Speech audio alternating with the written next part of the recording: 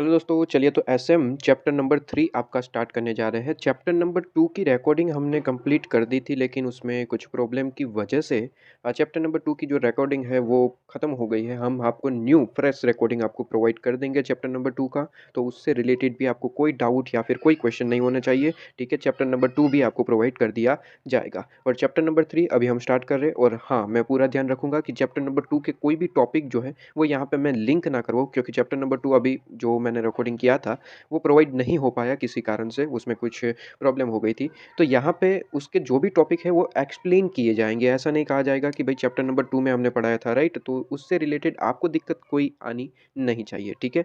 तो वो चीज़ मैं आप पूरा यहाँ पे ध्यान रखूँगा, ठीक है? चैप्टर नंबर 3 स्टार्ट करते हैं आपका। Chapter number 3 strategic analysis, basically internal environment के हिसाब से, ठीक है? देखिए, स्ट्रैटेजिक एनालिसिस, जब हम एनालिसिस की बात करते हैं बिज़नेस के अंदर एनालिसिस की बात करते हैं, तो यहाँ पे एनालिसिस 2 तरीके से हो सकता है आपके सिलेबस के हिसाब से। तो यहाँ पे 2 तरीके से, किस तरीके से? सबसे पहले इंटरनली और दूसरा होता है एक्सटर्नली, ठीक है? तो इंटरनल और एक्सटर्नल एनवायरनमेंट, बेसिकली 2 तरीके के एनवायरनमेंट होते हैं बिज़नेस एनवायरनमेंट के अंदर। यहाँ पे एक इंटरनल और एक होता है एक्सटर्नल, ठीक है? 2 एनवायरनमेंट, इंटरनल और एक्सटर्नल, और दोनों को रिलेट करते हुए आपके सिलेबस में चैप्टर डाल दिए गए हैं। एक चैप्टर डाल दिया गया है एक्सटर्नल एनवायरनमेंट से रिलेटेड और दूसरा चैप्टर डाल दिया गया इंटरनल एनवायरनमेंट से रिलेटेड। तो यहाँ पे जो आपका चैप्टर नंबर 3 है वो इंटरनल एनवायरनमेंट से रिलेटेड बात करता है। अब जब हम बोलते हैं कि इंटरनल एनवायरनमेंट, तो इंटरनल एनवायरनमेंट का मतलब क्या होता है?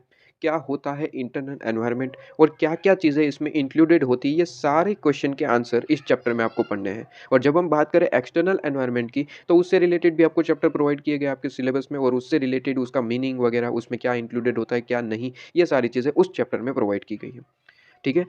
जब हम एक्सटर्नल पढ़ेंगे तब बात करेंगे, लेकिन हम यहाँ पे इंटरनल एनवायरनमेंट की बात कर रहे हैं। इंटरनल एनवायरनमेंट में सबसे पहले कुछ इंट्रोडक्शन पार्ट आपको गिवन है। सबसे पहले यहाँ पे मैं यही क्लियर कर दूँ कि आपके पास में नोट्स अवेलेबल हो गए होंगे, ठीक है? आपने डाउनलोड कर लिया होगा टेलीग्राम से, क्योंकि मैंने बहुत दिनों पहले आपको ये ऑलरेडी इन्फॉर्म कर दिया था यूट्यूब के कम्युनिटी सेक्शन में। इवन टेलीग्राम पे भी इन्फॉर्म कर दिया था। तो अगर आपने चैनल को सब्सक्राइब किया हुआ है, कम्युनिटी सेक्शन आप डेली बेसिस पे चेक करते रहते हैं, तो आपको ये नोट्स जो है, इसकी जो नोटिफ़िकेशन है वो आपको डेफ़िनेटली मिल चुकी होगी और आपने ये नोट्स को डाउनलोड भी कर लिया होगा, ठीक है? अच्छा, यहाँ पे ये नोट्स पार्ट 1 है, मतलब कि इस पे कुछ काम बाकी था, इसलिए मैंने जो है इसका पार्ट 1 आपको प्रोवाइड कर दिया था, जो आपके पास अवेलेबल होगा, ठीक है? इसके बाद का भी आपको जो है पूरे का पूरा नोट जो जैसे ही बन जाता है, आपको प्रोवाइड कर दिया जाएगा टेलीग्राम के थ्रू, और आपको इसी चैनल के कम्युनिटी सेक्शन में भी इन्फॉर्म कर दिया जाएगा, ठीक है? तो चलिए, तो यहाँ पे ये नोट्स के बारे में बात कर दी कि आप कहाँ से डाउनलोड कर सकते हैं, तो टेलीग्राम ग्रुप से, ठीक है? और टेलीग्राम ग्रुप की लिंक कहाँ से मिलेगी? तो आपको सिंपली क्या करना है, आपको यूट्यूब के अबाउट सेक्शन में जाना है, वहाँ पे आपको नीचे टेलीग्राम लिंक मिल जाएगी, वहाँ पे जैसे ही क्लिक करेंगे, आप टेलीग्राम ग्रुप में पहुँच जाएँगे और वहीं से आप जो है ये सारे नोट्स डाउनलोड कर सकते हैं। अगर ना मिले तो आप मुझे डायरेक्टली वहाँ पे मैसेज कर सकते हैं टेलीग्राम के अंदर, ठीक है? चलिए, तो यहाँ पे हम बात करते हैं इंट्रोडक्शन की। सबसे पहले तो स्ट्रैटेजिक एनालिसिस के बारे में थोड़ी बहुत इंट्रोडक्शन की बात करी गई, ठीक है? फिर इंटरनल एनवायरनमेंट का मतलब क्या होता है, कौन-कौन से पर्सन इसमें इंक्लूडेड होते हैं, ये सारी जनरल बात करी गई इंट्रोडक्शन के अंदर। तो कहता है कि सर, स्ट्रैटेजिक एनालिसिस जो है वो इम्पोर्टेंट है, equally important when it come to internal environment assessment. मतलब कि स्ट्रैटेजिक एनालिसिस की जब हम बात करते हैं, तो सर स्ट्रैटेजिक एनालिसिस का मतलब क्या होता है? स्ट्रैटेजिक एनालिसिस का मतलब होता है कि हम किसी चीज़ के लिए एक स्ट्रैटेजिकली हम प्लानिंग बना रहे हैं, ठीक है? प्लानिंग बना रहे हैं किसी चीज़ के लिए। यहाँ पे बिज़नेस की बात हो रही है, तो सीधी-सी बात है कि एनवायरनमेंट से रिलेटेड हम चीज़ों को स्ट्रैटेजिक एनालिसिस कर रहे हैं। अब यहाँ पे 2 तरीके के हो सकते हैं, इंटरनल और एक्सटर्नल। हम यहाँ पे बात कर रहे हैं इंटरनल की, एक्सटर्नल की बात भी हम नेक्स्ट चैप्टर में करेंगे, ठीक है? तो इंटरनल एनवायरनमेंट, तो इंटरनल एनवायरनमेंट का भी स्ट्रैटेजिक एनालिसिस बहुत ज़्यादा इंपॉर्टेंट होता है। क्यों? क्योंकि इंटरनल एनवायरनमेंट में भी ऐसे पर्सन जो है इंक्लूडेड होते हैं हमारे, जिसका एनालिसिस करना डेली बेसिस पे, generally time to time basis पे ज़रूरी होता है। अब यहीं पे क्वेश्चन आता है कि सर, इंटरनल एनवायरनमेंट में ऐसे कौन-कौन से पर्सन इंक्लूडेड होते हैं, जिसका हमें यहाँ पे स्ट्रैटेजिक एनालिसिस करते रहना ज़रूरी होता है? तो यहाँ पे इंटरनल एनवायरनमेंट के अंदर कहता है कि refers to the sum of total of people. Individual हो सकता है, ग्रुप हो सकता है, लेकिन कौन-कौन से सर? तो यहाँ पे क्लियरली मेंशन है कि सर, इंडिविजुअल या फिर ग्रुप ऑफ पर्सन कोई भी हो सकता है, लेकिन इंटरनल एनवायरनमेंट में नाम की बात करें स्पेसिफिकली कि कौन-कौन हो सकते हैं, तो यहाँ पे स्टेक होल्डर हो सकते हैं। स्टेक होल्डर मतलब कि कंपनी से जुड़े हुए जो भी पर्सन हैं। ब करेंगे बात अभी, नेक्स्ट टॉपिक हमारा स्टेक होल्डर के ऊपर ही है कि स्टेक होल्डर क्या होता है, कौन-कौन हो सकते हैं, ये सारी चीज़ें बात करेंगे। लेकिन फ़िलहाल के लिए अगर बताऊँ तो स्टेक होल्डर का मतलब होता है जो कंपनी से जुड़े हुए हैं, मतलब कि अफ़ेक्टेड पर्सन है। कंपनी के कोई भी डिसीज़न से, कोई भी कार्य से जो भी पर्सन अफ़ेक्ट होता है वो कंपनी के लिए स्टेक होल्डर है। ठीक है? इसके बाद यहाँ पे हम जब बात करें यहाँ पे ऑर्गेनाइज़ेशन के अंदर जो भी हम प्रोसेसेस इनपुट, आउटपुट वगैरह जो भी प्रोसेसेस करते हैं, बेसिकली हमारा बिज़नेस होता है जो भी है, ठीक है? तो ये क्या है सर, इंटरनल एनवायरनमेंट के अंदर आता है, ठीक है? मतलब कि आप इन शॉर्ट ये समझिए कि यहाँ पे जितने भी नाम पढ़ रहे हैं हम, कि क्या-क्या चीज़ें इंटरनल एनवायरनमेंट में आते हैं।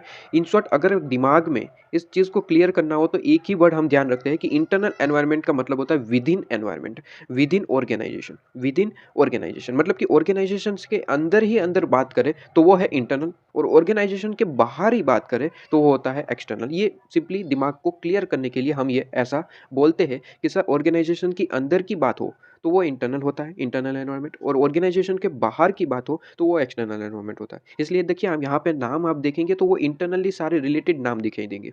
जैसे कि स्टेक होल्डर कंपनी के विदिन होता है, मतलब कि कंपनी के अंदर ही अंदर कोई पर्सन होता है, राइट? प्रोसेसेस इनपुट आउटपुट हम जो भी हम यहाँ पे प्रोसेस करते हैं, जो भी हम मटेरियल बना रहे हैं, वो क्या है सर? Within organisation.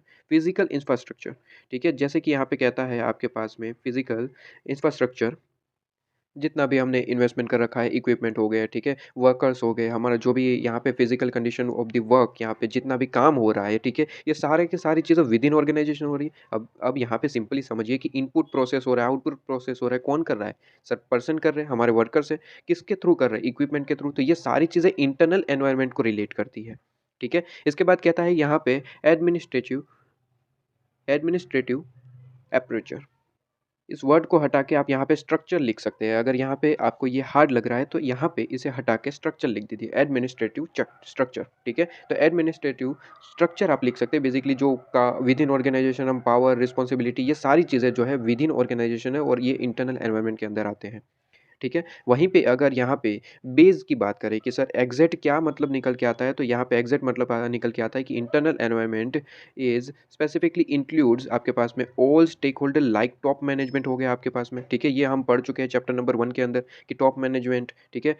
जो कंपनी के अंदर इन्वेस्टर होते हैं, एम्प्लॉइज़ होते हैं, डायरेक्टर्स होते हैं, इन्वेस्टर्स होते हैं, ठीक है? ये सारे लोग जो है वो इंटरनल एनवायरनमेंट के अंदर आते हैं। बेसिकली हमारा जो बिज़नेस स्ट्रक्चर के अंदर जो भी चीज़ें हैं, जो भी पर्सन है, वो सारा इंटरनल एनवायरनमेंट है। राइट, ये इंट्रोडक्शन पार्ट है। तो बेसिकली हमें यहाँ पे पढ़ना क्या होता है, हमें यहाँ पे पढ़ना ये है कि इंटरनल एनवायरनमेंट में कौन कौन से पर्सन होते हैं और उससे रिलेटेड काफ़ी सारी चीज़ें, ठीक है? तो यहाँ पे बेसिकली ये चीज़ ऑलवेज याद रखिए, जो रेड हाईलाइट है कि कौन कौन है, तो यहाँ पे स्टेक होल्डर हो गया। स्टेक होल्डर में कौन कौन हो सकते हैं? टॉप मैनेजमेंट हो सकता है, इन्वेस्टर हो सकता है, एम्प्लॉयज़ हो सकता है, डायरेक्टर हो सकता है, और अदर इन्वेस्टर हो सकते हैं, और ईटीसी मतलब कि और भी पर्सन हो सकते हैं। तो स्टेक होल्डर को हम थोड़ा अच्छे से पढ़ें तो हमारा सबसे पहला टॉपिक निकल के आता है अंडरस्टैंडिंग की स्टेक होल्डर्स। स्टेक होल्डर्स कौन-कौन हो सकते हैं? तो कहता है कि sir stakeholder can be defined as, कोई भी पर्सन हो सकता है स्टेक होल्डर, एनी पर्सन और ग्रुप ऑफ इंडिविजुअल, ठीक है? कोई भी पर्सन हो सकता है या फिर ग्रुप ऑफ पर्सन हो सकते हैं, ठीक है? इंटरनल या फिर एक्सटर्नल पर्सन हो सकते हैं, मतलब कि कंपनी के अंदर काम करता हो, कंपनी के बाहर हो, कंपनी के अंदर काम नहीं कर रहा है लेकिन बाह्य है, ठीक है? मतलब कि ऑर्गेनाइज़ेशन के अंदर काम नहीं कर रहा है, ऑर्गेनाइज़ेशन के कहीं बाहर है लेकिन वो अफेक्टेड है कंपनी के या फिर ऑर्गेनाइज़ेशन के डिसीज़न से या फिर कोई भी एक्ट से, ठीक है? तो वो पर्सन भी क्या है सर, स्टेक होल्डर। जैसे कि एग्ज़ाम्पल दें कि कोई बिज़नेस चल रहा है, ठीक है? और उसके कारण उसका यहाँ पे मान लीजिए बिज़नेस में आप यहाँ पे कोई प्रोडक्ट बना रहे हैं, तो प्रोडक्ट के अंदर जो यहाँ पे रिलेटेड पर्सन है, जैसे कि वर्कर है, ठीक है? वो प्रोडक्ट बना रहे हैं, आपका यहाँ पे आप उसे सैलरी, वेजेस वगैरह पे करते हैं और वो काम करते हैं, तो ये वर्कर्स जो है वो हमारे स्टेक होल्डर्स है। इवन यहाँ पे जो बिज़नेस में काम हो रहा है, उसकी वजह से मान लीजिए साउंड बहुत ज़्यादा नॉइज़ हो रहा है, ठीक है? नॉइज़ साउंड आपके पास में नॉइज़ बहुत ज़्यादा बढ़ गया है और उसकी वजह से हमारे बिज़नेस के बाजू में कोई अदर बिज़नेस चलाने वाला पर्सन है, जिसे ये नॉइज़ अफ़ेक्ट कर रहा है, ठीक है? तो आप ये देखिए कि ये पर्सन जो है, ठीक है? ये डायरेक्टली या फिर इनडायरेक्टली हमारे बिज़नेस से कोई रिलेट नहीं करता, लेकिन हमारा जो बिज़नेस चल रहा है उसका नॉइज़ पॉल्यूशन जो है इस पर्सन को अफ़ेक्ट कर रहा है, तो वो भी हमारे लिए एक तरीके से स्टेक होल्डर है। ठीक है? तो अफ़ेक्ट यहाँ पे जो है, इफ़ेक्ट जो है हमारी, वो पॉज़िटिव नेगेटिव दोनों हो सकती है। पॉज़िटिव मतलब कि हमारे वर्कर है तो हम उसे वेजेस पे करते हैं और हमारा काम कर रहे हैं, तो यहाँ पे सीधी-सी बात है, उन्हें एम्प्लॉयमेंट मिल रही है, तो पॉज़िटिव इफ़ेक्ट है। ठीक है? वो भी हमारा स्टेक होल्डर है। और हमने जो दूसरा एग्ज़ाम्पल दिया कि हमारे बाजू में कोई पर्सन है, बिज़नेस चला रहा है, वो भी कोई बिज़नेस चला रहा होगा, तो हमारा बिज़नेस का जो नॉइज़ पॉल्यूशन है उसे अफ़ेक्ट कर रहा है, तो ये नेगेटिव इफ़ेक्ट है, लेकिन फिर भी अफ़ेक्टेड पर्सन है मतलब कि वो स्टेक होल्डर है। ठीक है? तो यहाँ पे ये चीज़ थोड़ी-सी समझने वाली बात है कि यहाँ पे कोई भी पर्सन हो सकता है या फिर ग्रुप ऑफ पर्सन हो सकता है, इंटरनली हो या फिर एक्सटर्नली हो, ठीक है? इफ़ेक्ट को किसी को भी हो सकती है, राइट? तो यहाँ पे ये चीज़ इम्पोर्टेंट है। They have power to influence the strategy और परफॉर्मेंस ऑफ द ऑर्गेनाइजेशन, ठीक है? उनके पास पावर होता है कि वो ऑर्गेनाइजेशन की स्ट्रेटेजी को अफेक्ट कर सकते हैं, इन्फ्लुएंस कर सकते हैं, चेंज कर सकते हैं, ठीक है? अफेक्ट कर सकते हैं बेसिकली। लेकिन ध्यान रहे सर, यहाँ पे जो वर्ड यहाँ पे लिखे वही एग्जैक्ट याद रखने पड़ेंगे, ठीक है? जहाँ पे मैं आपको बता रहा हूँ कि ये वर्ड आप चेंज कर सकते हैं तो वो आप चेंज करिए, कोई दिक्कत नहीं है। लेकिन जैसे कि यहाँ पे इन्फ्लुएंस लिखा है, तो इन्फ्लुएंस को बदले में यहाँ पे आपको समझाने के लिए अफेक्ट बोल रहा हूँ, तो अफेक्ट आप नहीं लिखेंगे, इन्फ्लुएंस ही वर्ड लिखेंगे, ठीक है? एग्जाम में एसएम के अंदर बड़ा ही क्लियर रहना ज़रूरी है कि आप जो है आईसीएम मॉड्यूल की ही लैंग्वेज लिखें। लेकिन कुछ कुछ ऐसे वर्ड होते हैं जो आप चेंज कर सकते हैं, जहाँ पे मैंने यहाँ पे कहा कि भाई एडमिनिस्ट्रेटिव स्ट्रक्चर आप लिख सकते हैं, ठीक है? तो एडमिनिस्ट्रेटिव स्ट्रक्चर आप लिख सकते हैं, तो वहाँ पे आप लिखिए, कोई दिक्कत नहीं है। लेकिन हर जगह आप अपने वर्ड यूज़ नहीं करेंगे, ठीक है? तो एसएम का ये इंपॉर्टेंस होता है कि आप एज़ इट इज़ वही लैंग्वेज यूज़ करिए, वही सेंटेंस यूज़ करिए जो यहाँ पे आईसीएम मॉड्यूल में गिवन है। और ये कैसे होगा? तो आप मैक्सिमम राइटिंग प्रैक्टिस करिए, ठीक है? रीड करिए, उसके बाद खुद से लिखने की कोशिश करिए, इससे ही आपकी प्रैक्टिस और ज़्यादा इंक्रीज़ होगी, ठीक है? तो यहाँ पे कहता है कि ये जो पर्सन होते हैं, जिसे हम कहते हैं स्टेक होल्डर, वो उनके पास पावर होता है कि वो हमारी स्ट्रैटेजी, परफॉर्मेंस, हमारा मतलब कि ऑर्गेनाइज़ेशन का, ऑर्गेनाइज़ेशन की स्ट्रैटेजी है, परफॉर्मेंस है, उसे इन्फ्लुएंस करने की पावर रखते हैं। मतलब सीधी-सी बात है कि कोई भी एम्प्लॉइज़ है, ठीक है? तो एम्प्लॉइज़ यहाँ पे अफ़ेक्ट करते हैं ऑर्गेनाइज़ेशन को, वो अच्छा काम करेंगे, ऑर्गेनाइज़ेशन का परफॉर्मेंस इंक्रीज़ होगा। सही काम नहीं करेंगे, परफॉर्मेंस डिक्रीज़ होगा। इवन हमारा जो अफ़ेक्टेड पर्सन, जो हमारा सेकंड एग्ज़ाम्पल था कि जो पर्सन को नॉइज़ पॉल्यूशन अफ़ेक्ट कर रहा था, बेसिकली डायरेक्टली या फिर इनडायरेक्टली हमारे बिज़नेस से वो रिलेट नहीं करता। लेकिन हमारा नॉइज़ पॉल्यूशन जो बिज़नेस में हो रहा है, उस पर्सन को अफ़ेक्ट कर रहा है, तो वो हमें कंप्लेन करेगा और उस कंप्लेन की वजह से हमें कोई स्ट्रैटेजिक हमें एक्शन लेना पड़ेगा कि किस तरीके से इस कंप्लेन का हम जवाब दें, या फिर ऐसा कोई काम करें जिससे ये नॉइज़ पॉल्यूशन का जो यहाँ पे दिक्कत आ रही है सामने वाले पर्सन को, वो ना आए या फिर कम हो जाए, ठीक है? तो इससे रिलेटेड हमें कुछ ना कुछ यहाँ पे एक्शन लेने पड़ते हैं। इन शॉर्ट हम कहें कि हमारी जो स्ट्रैटेजी है या फिर हम जो परफॉर्मेंस यहाँ पे निभा रहे हैं, उसे इन्फ्लुएंस कर रहे हैं ये लोग, ठीक है? तो ये चीज़ भी इम्पोर्टेंट है कि ये स्टेक होल्डर जो है उनके पास पावर रहता है कि वो हमारी स्ट्रैटेजी और परफॉर्मेंस को अफ़ेक्ट कर सकते हैं, इन्फ्लुएंस कर सकते हैं। ठीक है? तो जनरली यहाँ पे स्टेक होल्डर कौन-कौन इंक्लूडेड रहता है स्टेक होल्डर में, अभी-अभी मैंने आपको डिस्कस कर दिया कि मैनेजमेंट हो सकता है, टॉप मैनेजमेंट हम कह सकते हैं, ठीक है? एम्प्लॉइज़ है, शेयर होल्डर्स है, इन्वेस्टर है, कोई भी कस्टमर्स है, ठीक है? हमारे कस्टमर भी हमारे लिए क्या है सर? स्टेक होल्डर, क्योंकि हमारी प्रोडक्ट परचेज़ करते हैं, इन शॉर्ट हमारे ऑर्गेनाइज़ेशन से जुड़े हुए हैं, ठीक है? वेंडर्स है, ठीक है? सीधी-सी बात है, ये सारे पर्सन जो है वो स्टेक होल्डर है, ठीक है? ये स्टेक होल्डर है। इवन एक वर्ड और यहाँ पे कहता है कि गवर्नमेंट भी हमारे स्टेक होल्डर है। अब यहाँ पे क्वेश्चन आता है कि सर आपने 2 एग्ज़ाम्पल दिया अभी कि एक एम्प्लॉइज़ है हमारे ग्रुप में, हमारे ऑर्गेनाइज़ेशन में काम कर रहे हैं, वो स्टेक होल्डर है। हमें समझ आता है क्योंकि हमारे ऑर्गेनाइज़ेशन में काम कर रहे हैं, हमारे से रिलेटेड पर्सन है। सर कस्टमर की बात भी समझ में आती है कि हमारे प्रोडक्ट यूज़ कर रहे हैं, हमारे स्टेक होल्डर है। सर शेयर होल्डर की भी बात समझ आती है कि वो हमारे ऑर्गेनाइज़ेशन के शेयर परचेज़ कर रखे हैं। इन शॉर्ट हमारे ऑर्गेनाइज़ेशन में इन लोगों ने इन्वेस्ट कर रखा है, वेंडर है, ठीक है? ये सारी बात समझ में आती है। लेकिन यहाँ पे जब बात करें गवर्नमेंट की, तो हमें यहाँ पे क्वेश्चन आता है कि सर गवर्नमेंट किस तरीके से कंपनी या फिर ऑर्गेनाइजेशन के लिए स्टेक होल्डर हुआ? तो सीधी-सी बात है, देखिए मैंने अभी-अभी कहा कि सर स्टेक होल्डर का मतलब होता है कि कोई भी पर्सन जिसका ऑर्गेनाइजेशन से इफ़ेक्ट रहता है, चाहे वो पॉजिटिव हो, नेगेटिव हो, उससे रिलेट नहीं, लेकिन ऑर्गेनाइजेशन से उसका रिलेशन रहा है, ठीक है? तो यहाँ पे गवर्नमेंट की बात करें जब हम, तो गवर्नमेंट भी स्टेक होल्डर है, क्योंकि आप समझिए कि गवर्नमेंट जो है वो डिफरेंट-डिफरेंट पॉलिसीज़, डिफरेंट-डिफरेंट रूल्स बनाती है, ठीक है? इवन तो आप एक सब्जेक्ट भी पढ़ते हैं लॉ, ठीक है? जहाँ पे कंपनी लॉ वगैरह आप पढ़ते हैं कि कंपनीज़ को ये रूल्स एंड रेगुलेशन फॉलो करना कंपल्सरी है, नहीं करेंगे तो पेनल्टी वगैरह है। तो ये भी इनडायरेक्टली क्या है सर, ऑर्गेनाइजेशन को अफेक्ट कर रहे हैं ये गवर्नमेंट की पॉलिसी, ठीक है? तो गवर्नमेंट भी डायरेक्टली या फिर इनडायरेक्टली किसी भी तरीके से ऑर्गेनाइजेशन से जुड़े हुए हैं, राइट? और कहीं न कहीं अगर जुड़े हुए हैं, कोई ना कोई रिलेशन बन रहा है, कोई ना कोई इफ़ेक्ट पड़ रही है, तो वो भी क्या है हमारे लिए सर, स्टेक होल्डर है, ठीक है? तो गवर्नमेंट भी हमारे लिए स्टेक होल्डर है। राइट? तो यहाँ पे लेबर है वगैरह, ये सारे चीज़ें जो है वो हमारे लिए स्टेक होल्डर है। और इसे डिटेल में हमें पढ़ना है। एक आपके पास में एक यहाँ पे हेडिंग है, मेंडेलोव मैट्रिक्स, ठीक है? इसमें आपको डिटेल में ये सारी चीज़ें पढ़नी है कि हमारे यहाँ पे मेंडेलोव के मैट्रिक्स में क्या कहा गया है कि 4 पार्ट बना के दिए गए हैं ऑर्गेनाइजेशन के, और 4 पार्ट में हमारे स्टेक होल्डर वगैरह को बाँट दिया गया है। पढ़ेंगे डिटेल में, अभी हमारा टॉपिक आएगा, ठीक है? तो फिलहाल के लिए तो हमने क्या पढ़ा सर, कि स्टेक होल्डर में कौन-कौन से पर्सन होते हैं, यही हमने पढ़ा है और कुछ नहीं। और दूसरा पॉइंट हमने ये पढ़ा कि सर पावर होता है इनके पास कि वो हमारी स्ट्रैटेजी या फिर परफॉर्मेंस को इन्फ्लुएंस कर सकते हैं, ठीक है?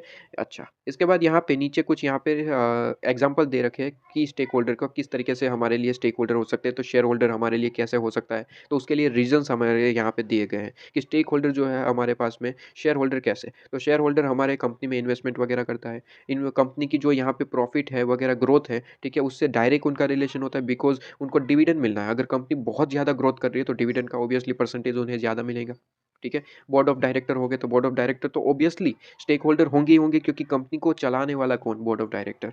तो कंपनी चलेगी, बोर्ड ऑफ डायरेक्टर चलेंगे, ठीक है? तो एक तरीके से हम कह सकते हैं कंपनी की जो गुडविल है, प्रेस्टीज है, ठीक है? मार्केट शेयर है, वो डायरेक्टली इफ़ेक्ट करते हैं डायरेक्टर को क्योंकि डायरेक्टर यही तो फ़ोकस करते हैं कि कंपनी का कैसे मार्केट शेयर या फिर उनका ग्रोथ किया जाए, ठीक है? तो ये सारे एग्ज़ाम्पल आप इसे एक-एक बार रीड कर सकते हैं, कोई दिक्कत वाली बात नहीं है। अब मेन टॉपिक पे आएँगे, बेसिकली चैप्टर आपका यहीं से स्टार्ट होता है, ठीक है? चैप्टर आपका यहीं से स्टार्ट होता है। मेंडलोज़ मैट्रिक्स। मेंडलोज़ मैट्रिक्स में आपको क्या चीज़ दी गई है? देखिए मेंडलोज़ मैट्रिक्स आपका यहाँ पे एग्ज़ाम में पूछा जा सकता है, ठीक है? इम्पोर्टेंट है, मार्क कर लीजिएगा। तो मेंडलोज़ मैट्रिक्स कहता है मेंडलोज़ मैट्रिक्स को सबसे पहले तो 2-3 नाम से जाना जाता है, जो आपको याद रखना पड़ेगा क्योंकि एग्ज़ाम में हो सकता है मेंडलोज़ मैट्रिक्स दिया जाए कि बताइए मेंडलोज़ मैट्रिक्स के बारे में या फिर दूसरे जो इसके नाम हैं, वो भी आपको दिए जाए कि ये समझाइए। तो आपको पता होना चाहिए कि इस नाम का मतलब भी मेंडलो मैट्रिक्स ही है, ठीक है? तो यहाँ पे ध्यान रहे सर मेंडलोज़ मैट्रिक्स को हम यहाँ पे आपको दे रखा है also known as stakeholder analysis matrix and power interest matrix, ठीक है? ये दोनों नाम आप याद रखेंगे। आपको क्वेश्चन में पूछा जा सकता है कि शेयर होल्डर्स एनालिसिस मैट्रिक्स आप समझाइए। तो इसका मतलब और कुछ नहीं मेंडलोव मैट्रिक्स ही पूछा गया है, ठीक है? या फिर पावर इंटरेस्ट मैट्रिक्स भी नाम यूज़ कर सकते हैं, ठीक है? तो ये आपको नाम याद रखने कंपल्सरी रहेंगे, ठीक है? अच्छा, अब मेंडलोव मैट्रिक्स का यहाँ पे क्या रोल है, क्या कहा गया है, आइए इसे एक्सप्लेन करते हैं एक-एक करके। मेंडलोव मैट्रिक्स का कहना है पहले ये बेस सुन लीजिएगा, ये अगर बेस आपको समझ आ गया तो मेंडलोव मैट्रिक्स पढ़ने में बहुत ज़्यादा आसान लगेगा, इसलिए ध्यान से सुनिएगा। मेंडलोव मैट्रिक्स का कहना है कि सर माना कि ऑर्गेनाइजेशन में काफ़ी सारे स्टेक होल्डर होते हैं, जैसे कि हमने काफ़ी सारे नाम पढ़े, लेकिन क्या सारे ही स्टेक होल्डर कंपनी को इक्वली इफेक्ट करते हैं? तो आंसर इज नो। कोई ज़्यादा इफेक्ट करता है, मतलब कि कोई कंपनी से इतना ज़्यादा यहाँ पे जुड़ा हुआ है, तो हो भी सकता है और कोई पर्सन ऐसा है कि कंपनी से इतना ज़्यादा जुड़ा हुआ नहीं है। जैसे कि हमने एग्ज़ाम्पल लिया कि भाई अपने कस्टमर से, वो कस्टमर्स जो है ऑर्गेनाइज़ेशन से डायरेक्टली और बहुत ज़्यादा इफ़ेक्टिवली जुड़े हुए होते हैं। अगर कस्टमर नहीं तो ऑर्गेनाइज़ेशन नहीं, राइट? तो ये कस्टमर जो है वो बेस फ़ोकस रहता है। अब वहीं पे अगर दूसरा एग्ज़ाम्पल दूँ तो वही एग्ज़ाम्पल जो मैंने आगे आपको दिया कि अपने बिज़नेस के बाजू में दूसरा यहाँ पे बिज़नेस चला रहा है पर्सन, ठीक है? उसको हमारा नॉइज़ पॉल्यूशन वगैरह अफ़ेक्ट कर रहा है तो वो भी हमारा स्टेक होल्डर है, लेकिन क्या वो पर्सन इतना ज़्यादा इफ़ेक्टिवली हमें यहाँ पे अफ़ेक्ट करता है? Answer is no. उनकी कंप्लेन है कि भाई अपना नॉइज़ पॉल्यूशन कम करें, तो उससे रिलेटेड कुछ चीज़ें कर देंगे। लेकिन इससे तो ऐसा तो नहीं है कि वो कुछ यहाँ पे कर देगा तो जिससे हमारी ऑर्गनाइज़ेशन बंद हो सकती है, नहीं। ठीक है? मतलब कि उनका यहाँ पे पावर देखा जाता है कि उनका पावर क्या है, उनका इंटरेस्ट क्या है ऑर्गनाइज़ेशन के साथ। ठीक है? तो मेंडेलॉस मैट्रिक्स ये कहते हैं कि सर डिफरेंट पर्सन को बाँट दिया जाए और उस तरीके से एनालिसिस किया जाए। अब बाँटने का मतलब है मेंडेलॉस कहते हैं कि सर 4 तरीके से इन्हें बाँट दिया जाए। ठीक है? और बाँटा कैसे जाए तो उनके इंटरेस्ट और पावर के हिसाब से उन्हें बाँट दिया जाए। अब यहाँ पे अगर मैं आपको इनका डायग्राम दिखाऊँ तो बड़े ही आसानी से समझ में आ जाएगा। ठीक है? कहता है कि एक आप बॉक्स बनाइए, ठीक है? 4 तरीके से आप स्टेक होल्डर को बाँटेंगे। तो सबसे पहले काम करिए, स्टेक होल्डर कौन-कौन है ये समझ लीजिए, स्टेक होल्डर कौन-कौन है ये समझ लीजिए। तो हमने समझ लिया कि स्टेक होल्डर में कौन-कौन आ सकते हैं, तो गवर्नमेंट हो सकता है, कस्टमर हो सकते हैं, इन्वेस्टर हो सकते हैं, शेयर होल्डर्स हो सकते हैं, काफ़ी सारे लोग हो सकते हैं। ठीक है? ये हमने समझ लिया। अब यहाँ पे कहता है कि एक काम करिए 4 बॉक्स बनाइए। सबसे पहला बॉक्स कीप सैटिस्फाइड, दूसरा बॉक्स की प्लेयर्स, तीसरा बॉक्स लो प्रायोरिटी और चौथा कीप इन्फॉर्म। ये एज इट इज़ नाम याद रखने पड़ेंगे, ये आपको एज इट इज़ नाम याद रखने पड़ेंगे, कीप सेटिस्फाई, की प्लेयर्स, लो प्रायोरिटी और कीप इन्फॉर्म्ड। ठीक है, एज इट इज़ नाम याद रखने पड़ेंगे स्पेलिंग के साथ, एज इट इज़, ठीक है, एज इट इज़। तो ये 4 बॉक्स आपको बनाने के लिए कहा किसने? मेंडेलोस मैट्रिक्स ने। अच्छा, तो सर अभी तक मैंने क्या बात करी? अभी तक मैंने कहा कि सर मेंडेलोस मैट्रिक्स कहते हैं कि आप एक काम करिए, सबसे पहले तो स्टेक होल्डर कौन-कौन हो सकते हैं उसके एग्ज़ाम्पल पढ़ के आइए। तो हमने पढ़ ली है कि भाई हमारे पास में शेयर होल्डर, इन्वेस्टर, गवर्नमेंट वगैरह सारे के सारे सप्लायर है, वेंडर है, ये हमारे स्टेक होल्डर है। ठीक है, मेंडेलोस मैट्रिक्स ने कहा ठीक है, सबसे पहला काम आपने कर दिया। दूसरा मेंडेलोस मैट्रिक्स कहते हैं कि दूसरा स्टेप आपका ये है कि आप एक 4 बॉक्स बनाइए, 4 क्राइटेरिया बनाइए। हम ये 4 क्राइटेरिया में क्या करेंगे, ये शेयर होल्डर को बाँट देंगे, सॉरी स्टेक होल्डर को बाँट देंगे। ठीक है? तो यहाँ पे कहते हैं कि 4 बॉक्स कौन-कौन से? कीप सैटिस्फाई, कीप की प्लेयर, लो प्रायोरिटी और कीप इन्फॉर्म, ये 4 बॉक्स बनाएँगे और ये शेयर होल्डर्स को धीरे-धीरे इन बॉक्स में बाँटना शुरू करेंगे। ठीक है? अब यहाँ पे 2-3 तरीके के क्वेश्चन आपके दिमाग में आ सकते हैं। सबसे पहला तो बाँटेंगे कैसे? ठीक है? सबसे पहला क्वेश्चन किस तरीके से बाँटा जाएगा? क्या मतलब होता है ये कीप सैटिस्फाई, कीप और लो प्रायोरिटी और कीप इन्फॉर्म? ठीक है? सबसे पहला क्वेश्चन ये आया होगा। दूसरा क्वेश्चन बाँटना क्यों है? ठीक है? ऐसे ही पड़े रहने दो। ठीक है? बाँटना क्यों है? 2-3 ऐसे क्वेश्चन आए होंगे। एक-एक करके सबका आंसर हम लेते हैं। तो सबसे पहले तो हमने यहाँ पे क्या पढ़ा कि स्टेक होल्डर कौन-कौन हो सकते हैं, ये हमने पढ़ा। देखिए बार-बार ये चीज़ें रिपीट कर रहा हूँ ताकि आपके दिमाग में बैठ जाए और जब आप रीड करें तो ये सारी चीज़ें आपके दिमाग में बहुत ज़्यादा अच्छी तरीके से इफेक्टिवली क्लियर हो। ठीक है? आप देख रहे होंगे 3 से 4 बार तो मैं यही लाइन रिपीट कर रहा हूँ। राइट? तो ये चीज़ आपके पास में दिमाग में होनी चाहिए। तो मेंडेलोस मैट्रिक्स सबसे पहले ये कहता है कि स्टेक होल्डर्स का मतलब समझ के आइए। कौन-कौन इंक्लूडेड होते हैं वो मतलब समझ के आइए। दूसरा कहता है कि 4 बॉक्स बनाइए। ठीक है? अच्छा, अब यहाँ पे कहता है मेंडेलोस मैट्रिक्स कि आप एक काम करिए, एक इस तरीके से ग्राफ बनाइए। ठीक है? ये इस तरीके से ग्राफ बनाइए, आपको ग्राफ दिख रहा है? ठीक है? इस तरीके से ग्राफ बनाइए और ग्राफ में आप नाम लिखना शुरू करिए। नाम क्या लिखेंगे? सबसे पहले नीचे आप लिखेंगे इंटरेस्ट और यहाँ पे लिखेंगे पावर। पावर का मतलब होता है इन्फ्लुएंस, इफ़ेक्ट करना। ऑर्गेनाइज़ेशन को इफ़ेक्ट होता है, वो होता है पावर या फिर इन्फ्लुएंस। ठीक है? और यहाँ पे लिखेंगे लो टू हाई इस तरफ और यहाँ पे ऊपर की ओर देखें तो यहाँ से लो से लेके हाई तक। ठीक है? अब क्या मतलब होता है अच्छे से समझिए। देखिए काफ़ी सारे ऐसे पर्सन होते हैं जो ऑर्गेनाइज़ेशन में इंटरेस्ट बहुत ज़्यादा रखते हैं, लेकिन उनकी पावर जो है वो बहुत ज़्यादा कम होती है। ऐसे पर्सन जिनका इंटरेस्ट बहुत ज़्यादा होता है ऑर्गेनाइज़ेशन में, लेकिन उसकी पावर जो है बहुत ज़्यादा कम होती है, उनकी पावर जो है ऑर्गेनाइज़ेशन में नहीं होती। अब जैसे कि एग्ज़ाम्पल के साथ एक-एक पॉइंट को समझे, तो सबसे पहले देखिए यहाँ पे, तो कीप इन्फॉर्म जैसे कि मैं अभी बात कर रहा हूँ कि सर ऐसे कोई पर्सन हो सकते हैं जिनका इंटरेस्ट ऑर्गेनाइज़ेशन में बहुत ज़्यादा है, मतलब कि इंटरेस्ट मतलब कि ऑर्गेनाइज़ेशन से बहुत ज़्यादा इफेक्टिवली जुड़े हुए हैं। ऑर्गेनाइज़ेशन की सक्सेस मतलब कि उनको भी अफ़ेक्ट करेगी, उनको भी सक्सेस मिलेगी, इस तरीके से। ठीक है? तो ऑर्गेनाइज़ेशन से डायरेक्टली रिलेट करते हैं, इंटरेस्ट का मतलब क्या है कि ऑर्गेनाइज़ेशन से डायरेक्टली रिलेट करते हैं, लेकिन उनके पास पावर नहीं है। पावर का मतलब होता है ऑर्गेनाइज़ेशन में कुछ चेंजेस वगैरह करने हैं, ऑर्गेनाइज़ेशन को ऑर्डर करना है कि इस तरीके से काम होना चाहिए, इस तरीके से। ऐसा कोई उनके पास पावर नहीं है, मतलब कि लो पावर है। ठीक है? ऐसे पर्सन जिसे हम कहते हैं कि आप उसे कीप इन्फॉर्म, उसे इन्फॉर्म करके रखिए। ठीक है? ऐसे कि एग्ज़ाम्पल दूँ तो सर एम्प्लॉइज़, जो ऑर्गेनाइज़ेशन के एम्प्लॉइज़ होते हैं, वो कंपनी से बहुत ज़्यादा इफ़ेक्टिवली जुड़े हुए होते हैं। ठीक है? बहुत ज़्यादा इफ़ेक्टिवली जुड़े हुए होते हैं। अब यहाँ पे कहें तो सर उनका इंटरेस्ट बहुत ज़्यादा है। सीधी-सी बात है कि अगर ऑर्गेनाइज़ेशन का ग्रोथ होगा, तो एम्प्लॉइज़ को इनडायरेक्टली यहाँ पे फ़ायदा होगा।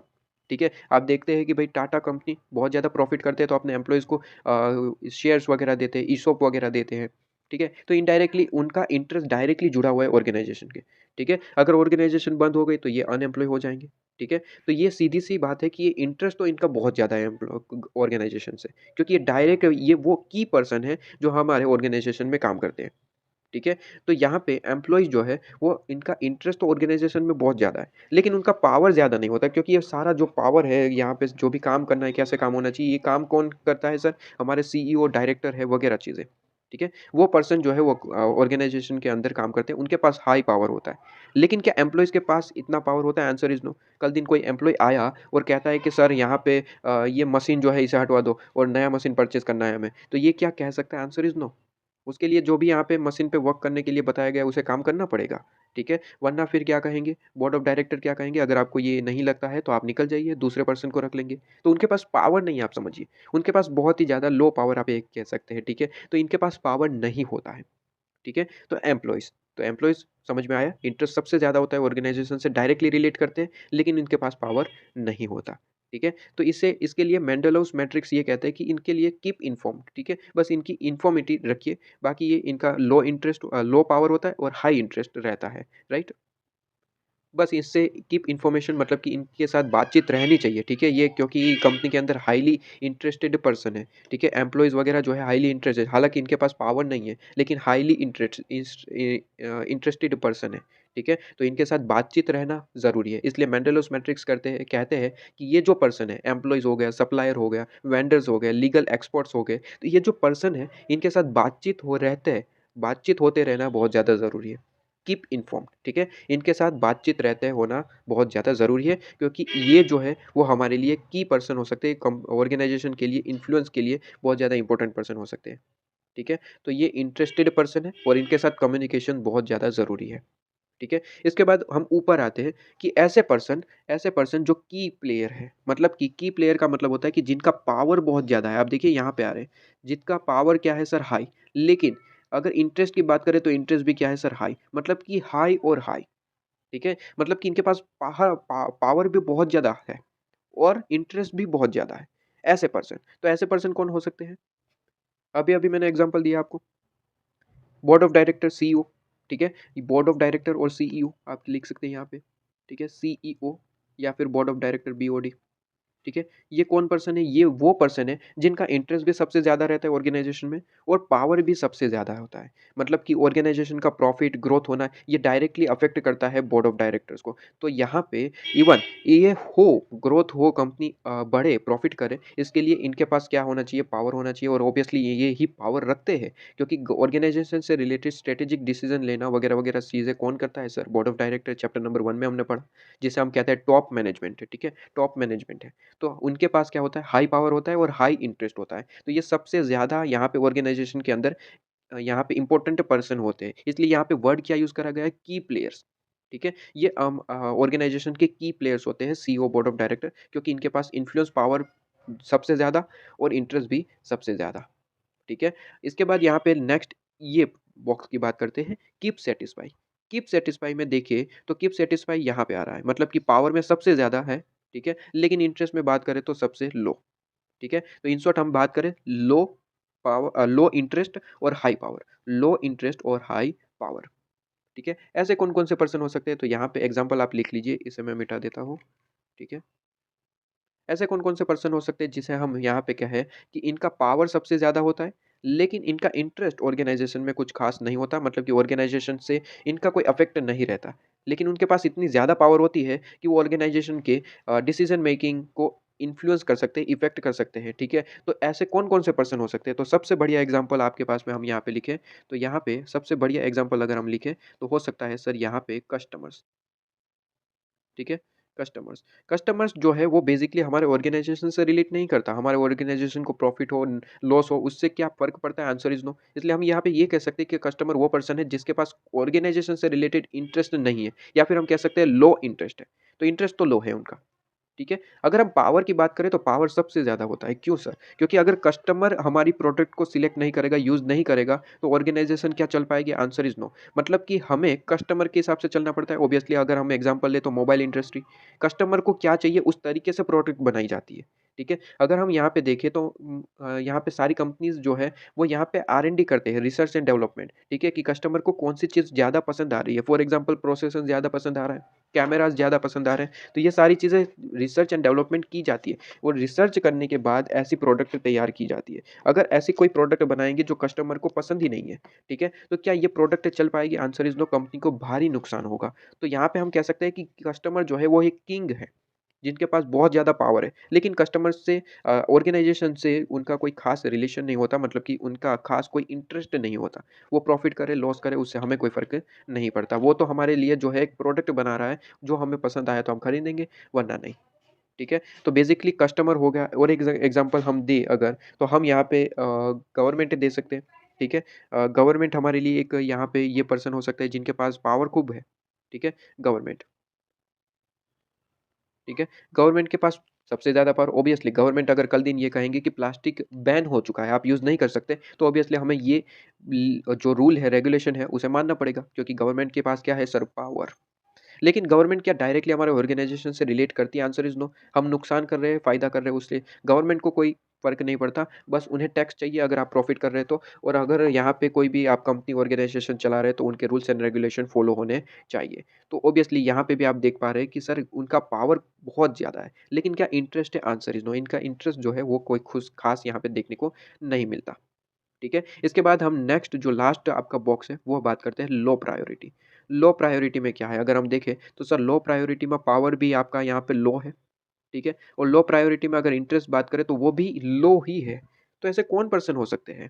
ठीक है? तो लो प्रायोरिटी मतलब कि यहाँ पे कहते हैं कि ऐसे पर्सन जिनका ऑर्गेनाइज़ेशन से कोई रिलेशन नहीं है, ना ही पावर में, ना ही इंटरेस्ट में। जैसे कि हम कह सकते हैं कि सर मैगज़ीन्स, ठीक है? मैगज़ीन जो हमारे ऑर्गेनाइज़ेशन से रिलेटेड खबरें लिखते हैं, ठीक है? वो मैगज़ीन्स वाले होते हैं, ठीक है? वो हमारे क्या है सर? लो प्रायोरिटी पर्सन, ठीक है? लो प्रायोरिटी पर्सन हमारे मैगज़ीन, मीडिया हाउस वगैरह से, ठीक है? ये सारे हो सकते हैं। तो मैगज़ीन में हमारा जो ऑर्गेनाइज़ेशन के बारे में लिखा जाता है बेसिकली, तो वो हमारे ना ही पावर उनके पास होता है कि ना ही ऐसा तो कुछ है नहीं कि वो मैगज़ीन में कुछ लिखेंगे तो वो हमें करना ही पड़ेगा, नहीं, ठीक है? वो पावर किसके पास है? गवर्नमेंट के पास। गवर्नमेंट अगर कुछ कह दे तो वो हमें करना पड़ता है, उसके पास पावर है। लेकिन क्या मैगज़ीन वाले कुछ भी छापते रहते हैं, तो इससे क्या हमें इन्फ्लुएंस होने की ज़रूरत है? Answer is no. ठीक है? हम रियल लाइफ़ में भी देखते हैं कि मैगज़ीन में तो कुछ भी छपता है, तो क्या यहाँ पे ऑर्गेनाइज़ेशन उसके हिसाब से बदल जाती है? Answer is no. ठीक है? और यहाँ पे अगर देखें तो इनके पास इंटरेस्ट भी कुछ ख़ास होता नहीं है, क्योंकि ये मैगज़ीन वाले छापना शुरू करते हैं, ठीक है? उनका मेन मकसद होता है कि उनकी टीआरपी वग़ैरह उनके जो है गुडविल बढ़ाया जाए। ऑर्गेनाइज़ेशन प्रॉफ़िट कर रहा है, लॉस कर रहा है, उससे यहाँ पे इनको कोई फ़र्क नहीं पड़ता। बस उन्हें तो अपना क्या करना है सर, मैगज़ीन बनानी है बस। ठीक है? तो उनका यहाँ पे देखा जाए तो ख़ास कोई पावर भी नहीं है और ख़ास कोई इंटरेस्ट भी नहीं है। ठीक है? तो यहाँ पे मेंडेलोस मैट्रिक्स कहते हैं कि ये 4 बॉक्सेस में अपने स्टेक होल्डर को बाँट दो। ठीक है? और फिर क्या कहना चाहते हैं? तो यहाँ पे सबसे पहले तो बाँटना किस तरीके से है ये समझ में आया। ठीक है? जैसे कि कीप इन्फॉर्म, एम्प्लॉइज़ को हमने कीप इन्फॉर्म में दाखा डाला, क्योंकि एम्प्लॉइज़ के साथ डेली बेसिस पे टाइमली बेसिस पे इनके साथ कम्युनिकेशन ज़रूरी है, क्योंकि इनके पास क्या है sir, highly interest in organization. ठीक है? क्योंकि इन ऑर्गेनाइज़ेशन के लिए इम्पोर्टेंट पर्सन हो सकते हैं, इनके साथ कम्युनिकेशन होना ज़रूरी है। इसके बाद की प्लेयर, तो वो तो हाइली पावर है, हाइली इंटरेस्ट है, तो ये की प्लेयर है, नाम दिया गया है। इसके बाद कीप सैटिस्फाई का मतलब होता है इन पर्सन, इनके अंदर जो भी पर्सन आते हैं उनको सैटिस्फाई रखें, क्योंकि ये इंपॉर्टेंट पर्सन है। जैसे कि गवर्नमेंट हो गया, कस्टमर हो गया, इनको सैटिस्फाई रखना हमारा रूल होना चाहिए। अगर इन्हें सैटिस्फाई नहीं रखेंगे तो कल दिन क्या हो जाएगा सर, हमारी ऑर्गेनाइजेशन बंद हो जाएगी। अगर फॉर एग्जांपल गवर्नमेंट कोई रूल लेके आता है, ऑर्गेनाइजेशन कहता है कि हम ये फॉलो नहीं करेंगे, तो गवर्नमेंट क्या कहेगा सर, कोई दिक्कत नहीं है, मत फॉलो करिए। कल दिन आपकी ऑर्गेनाइजेशन भी फॉलो करती हुई नहीं दिखाई देगी। ठीक है? इंडिया के अंदर काम चलाती हुई नहीं दिखाई देगी। गवर्नमेंट सीधा ही जवाब दे देगी। तो क्या करना पड़ेगा आपको? सर हम फॉलो करेंगे, ऐसा कहना पड़ेगा गवर्नमेंट को। ठीक है? सीधी-सी बात है। तो इन्हें क्या करना पड़ेगा? कीप सैटिस्फाई रखिए। कस्टमर को जो चाहिए उस तरीके से प्रोडक्ट बनाइए। गवर्नमेंट को जिस तरीके से रूल फॉलो करना चाहते हैं, उस तरीके से ही हमें रूल फॉलो करना पड़ेगा। ठीक है? और लो प्रायोरिटी मतलब कि इन पे कुछ खास ध्यान देने की ज़रूरत नहीं है, ये चलते रहता है। ठीक है? जैसे कि मैगज़ीन वगैरह, ठीक है? वो हमारे बारे में कुछ छापते रहते हैं, लेकिन उसका मतलब ये नहीं कि हम हमारे जो डिसीज़न मेकिंग को हमें अफ़ेक्ट कर पाएँ, क्योंकि उसके पास पावर भी नहीं होता और इंटरेस्ट भी नहीं होता, राइट? तो ये लो प्रायोरिटी पर्सन है, इस पे कुछ खास ध्यान रखने की ज़रूरत नहीं है। तो पर्सन के हिसाब से उनका नाम दिया गया है, क्या ये समझ में आया? ठीक है? एम्प्लॉइज़ के साथ कम्युनिकेशन होना चाहिए, इसलिए यहाँ पे वर्ड क्या यूज़ करा गया है? Keep informed. ठीक है? हमारे सीईओ, बोर्ड ऑफ डायरेक्टर तो मेन पर्सन है, इसलिए क्या कहा गया सर, की प्लेयर है। ठीक है? हमारे गवर्नमेंट से, कस्टमर से, ये हमारे लिए क्या है सर? एक भगवान है, ठीक है? ये कहता है कि इनको सैटिस्फाई रखिए, क्योंकि ये नहीं तो ऑर्गेनाइज़ेशन नहीं, ठीक है? और छोटे-मोटे जो मैगज़ीन वाले छापते रहते हैं, तो उनको कुछ ध्यान देने की ज़रूरत नहीं है। कुछ ऐसा ख़ास हो तो ध्यान दे देना, बाकी ये तो चलते रहता है, कहता है लो प्रायोरिटी। समझ में आया? अब यहाँ पे कहता है कि मेंडेलोज़ यहाँ पे कहते हैं कि सर, हमने ये बाँटना तो सीख लिया, उसके नाम किस तरीके से दिए गए वो भी हमने जान लिया कि कीप सैटिस्फाई मतलब क्यों नाम दिया गया। तो हमें समझ में आता है कि सर, कस्टमर है, गवर्नमेंट है, हमें इसे सैटिस्फाई रखना बहुत ज़्यादा ज़रूरी है, क्योंकि इनके पास क्या है सर, हाई पावर। हालाँकि इंटरेस्ट नहीं है, लेकिन इनको सैटिस्फाई तो रखना पड़ेगा, क्योंकि इनके पास क्या है सर, पावर। राइट? जैसे कि सीईओ हो गए, बोर्ड ऑफ डायरेक्टर तो की प्लेयर है, तो ये हमें समझ में आता है कि पर्सन के हिसाब से नाम दिए गए हैं, बढ़िया नाम दिए गए हैं। तो 4 तरीके से बाँट दिए गए हमारे स्टेक होल्डर को। मेंडेलोस मैट्रिक्स का यही मकसद था, ताकि हम यहाँ पे ध्यान दे सकें कि कौन से पर्सन को हमें क्या रोल देना है। जैसे कि एम्प्लॉयी है तो हमें क्या रोल देना है, इनके साथ कम्युनिकेट रहना है हमें, कीप इन्फॉर्म्ड। ठीक है? गवर्नमेंट है तो इन्हें तो सैटिस्फाई रखना है भाई, इम्पोर्टेंट है। ठीक है? सीईओ, बोर्ड ऑफ डायरेक्टर वो तो ऑर्गेनाइज़ेशन के कर्ता-धर्ता है, की प्लेयर है, ठीक है? और मैगज़ीन वाले तो सीधी-सी बात है, लो प्रायोरिटी, उन पे कुछ ख़ास ध्यान देने की ज़रूरत नहीं है।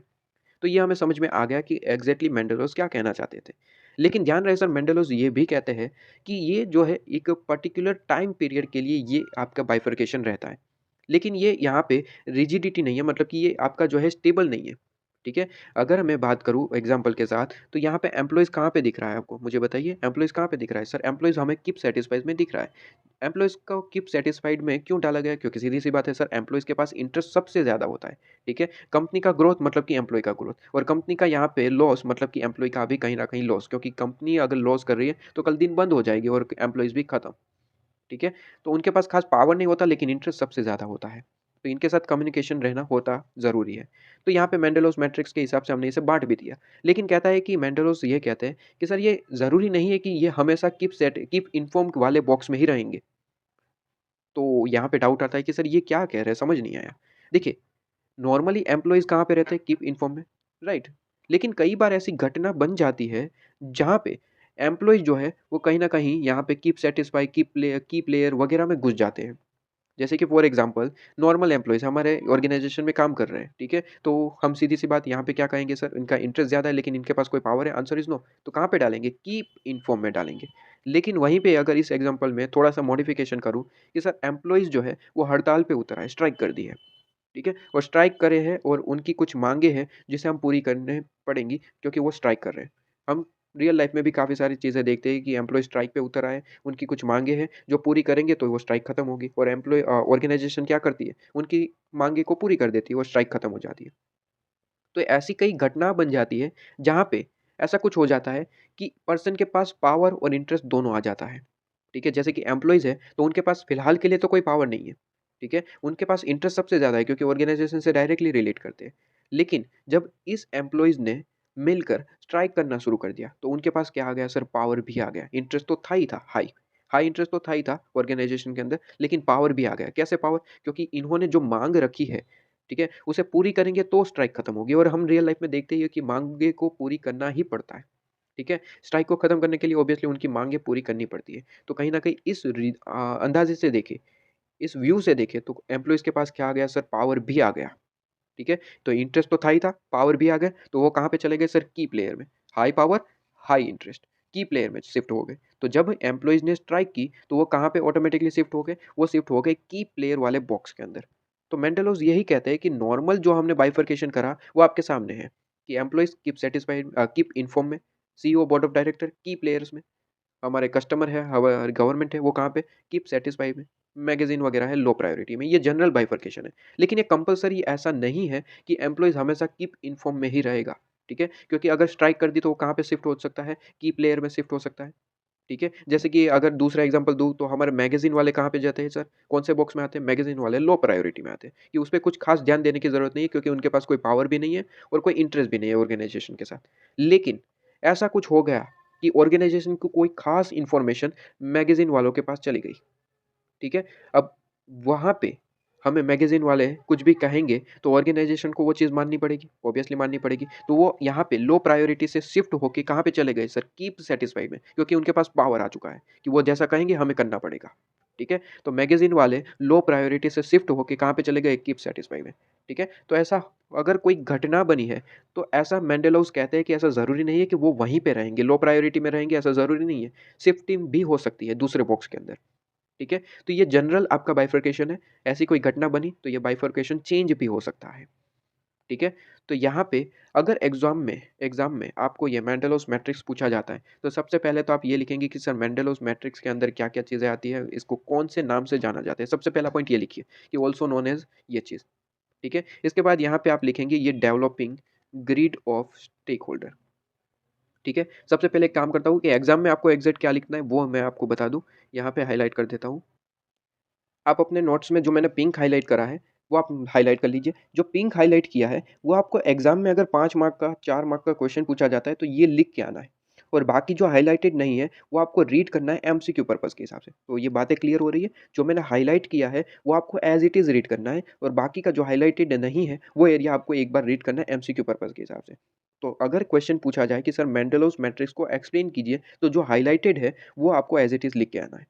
ठीक है? और जो हाइलाइटेड नहीं है वो आपको लिखने की कोई ज़रूरत नहीं है, वो एमसीक्यू पर्पज़ के हिसाब से है तो आप वो ऐज़ ए रीड कर सकते हैं। ठीक है? तो जो हाइलाइटेड है उसे अच्छे से हाइलाइट कर लीजिए, एग्ज़ाम में आपको ये चीज़ लिख के आनी है। ठीक है? ये चीज़ आपने हाइलाइट कर ली, फिर इस तरफ आइए, ये आपको डायग्राम ड्रॉ करके आना है एग्ज़ाम के अंदर। अब जैसे ही मैं यहाँ पे कहता हूँ कि सर यहाँ पे मार्क कर लीजिए इसे, डायग्राम ड्रॉ करके आना है एग्ज़ाम के अंदर। जैसे ही मैं कहता हूँ कि सर डायग्राम ड्रॉ करके आना है, तो सर यहाँ पे क्वेश्चन आता है कि सर ये सारा डायग्राम तो हम ड्रॉ कर देंगे, पावर है, हाई टू लो, ठीक है? और यहाँ पे इंटरेस्ट है तो लो टू हाई, इस तरीके से तो हम ड्रॉ कर देंगे। लेकिन क्वेश्चन यहाँ पे ये आता है कि जो कीप सैटिस्फाई के अंदर ये पॉइंट है, क्या ये भी लिख के आने हैं? तो आंसर इज़ यस, ये भी लिख के आने हैं, लेकिन एक-एक, दो-दो आंसर लिख के आने हैं। यहाँ पे देखिए 3 पॉइंट है, यहाँ पे 3 पॉइंट है, यहाँ पे 2 पॉइंट्स है, यहाँ पे भी 2 पॉइंट्स है। तो यहाँ पे जो पॉइंट्स हैं, उसमें एक-एक, दो-दो आपको पॉइंट्स याद रखने हैं, जैसे कि कीप सैटिस्फाई में हो गया कि यहाँ पे इनका इंटरेस्ट सबसे ज़्यादा रहता है, वगैरह-वगैरह चीज़ें। ठीक है?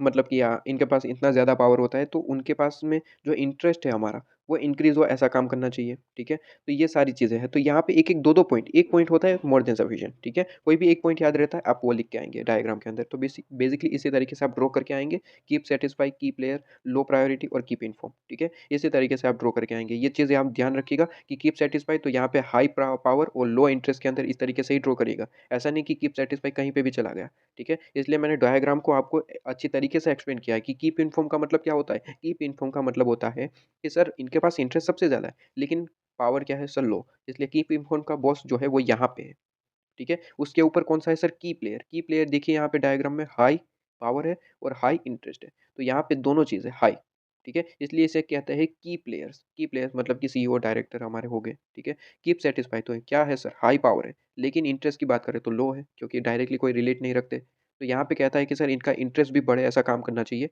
ताकि वो हमारे साथ जुड़े रहें, ठीक है? तो ये सारी चीज़ें हैं। तो एज़ इट इज़ आपको यहाँ पे याद रखना है, जो यहाँ पे मैंने बताया। इसके बाद ये चीज़ जो है, वो यहाँ पे आपको लिख के आनी है ये चीज़, ठीक है?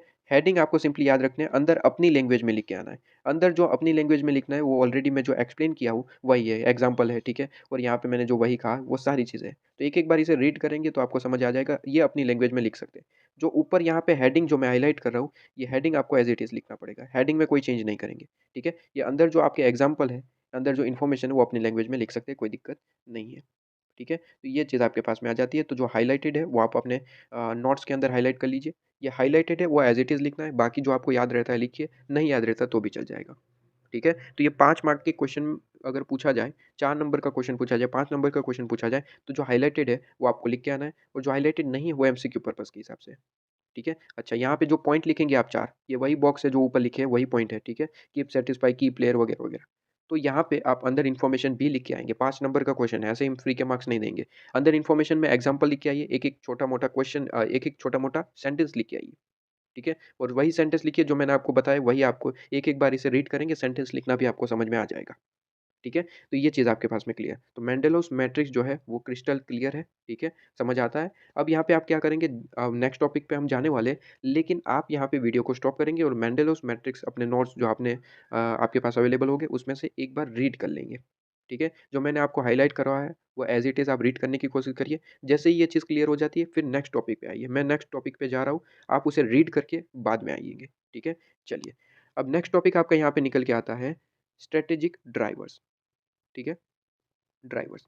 ड्राइवर्स का मतलब क्या होता है? क्या-क्या है ड्राइवर्स? तो कहता है कि सर स्ट्रैटेजिक ड्राइवर का मतलब होता है हमारे इंडस्ट्री और मार्केट्स, ठीक है? डिफरेंट-डिफरेंट ड्राइवर्स हो सकते हैं। तो यहाँ पे कहता है कि ड्राइवर्स इंक्लूड, ठीक है? Include industry and market, customers हमारे ड्राइवर्स हैं, प्रोडक्ट और सर्विस जो हम प्रोवाइड करते हैं वो हमारा ड्राइवर है एक तरीके से और चैनल जो है वो हमारे ड्राइवर है। ठीक है? तो एग्ज़ाम में अगर छोटा-मोटा क्वेश्चन पूछ लिया गया या फिर एमसीक्यू क्वेश्चन में पूछ लिया गया कि कौन-कौन से जो है यहाँ पे ऑप्शन ड्राइवर के हिसाब से सही है। तो स्ट्रैटेजिक ड्राइवर्स में क्या-क्या चीज़ें आती है? सिर्फ़ और सिर्फ़ 4 चीज़ें आती हैं। इंडस्ट्री और मार्केट, दूसरा कस्टमर, तीसरा प्रोडक्ट और सर्विस और चैनल। ठीक है? 4 चीज़ें ही आती है स्ट्रैटेजिक ड्राइवर में। ठीक है? तो की स्ट्रैटेजिक ड्राइवर मतलब कि industry and market, customer, product and service और चैनल। ठीक है? कहता है it involves analysis of the key market in which the organization operates. ठीक है? तो यहाँ पे कहता है कि जहाँ पे ऑर्गेनाइजेशन ऑपरेट कर रहा है, ठीक है? ये उनसे डायरेक्टली रिलेटेड जो फैक्टर है, ये रिलेटेड ड्राइवर्स हैं। जैसे कि इंडस्ट्री एंड मार्केट मतलब कि इंडस्ट्री एंड मार्केट मतलब कि ऑर्गेनाइजेशन कौन-सी इंडस्ट्री में काम कर रहा है, कौन से मार्केट में, ठीक है?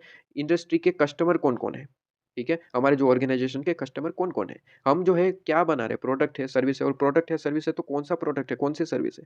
और हमारा चैनल क्या है? चैनल का मतलब होता है एडवर्टाइज़मेंट चैनल, ठीक है? किसके थ्रू हम कस्टमर तक पहुँच रहे हैं, वो हमारा चैनल, ठीक है? बेसिकली हमारे सप्लायर हो सकते हैं, ये भी हमारा एक तरीके से चैनल है, कि हम सप्लायर के थ्रू कस्टमर तक पहुँच रहे हैं, वगैरह-वगैरह चीज़ें। हम डिटेल में पढ़ेंगे, एक-एक पॉइंट को यहाँ पे समझाया गया है, ठीक है? तो ये चीज़ आपके पास में आ जाती है।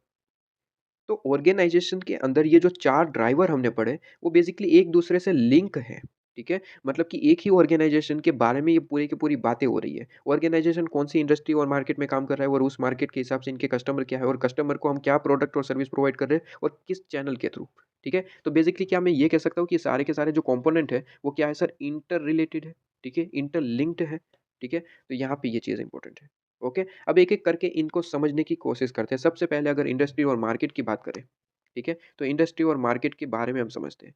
अब यहाँ पे मैं बता दूँ कि सर इंडस्ट्री या जो हम यहाँ पे पढ़ने जा रहे हैं, इसमें मोस्टली जो है आप अपनी लैंग्वेज में लिख सकते हैं। अगर कोई यहाँ पे चीज़ ऐसी है जो आपको एज़ इट इज़ लिखनी पड़ेगी तो वो मैं बताऊँगा। बाकी आप जो है यहाँ पे एक्सप्लेनेशन पे फ़ोकस करेंगे, ठीक है? अच्छा, इंडस्ट्री का मतलब क्या होता है और मार्केट का मतलब क्या होता है?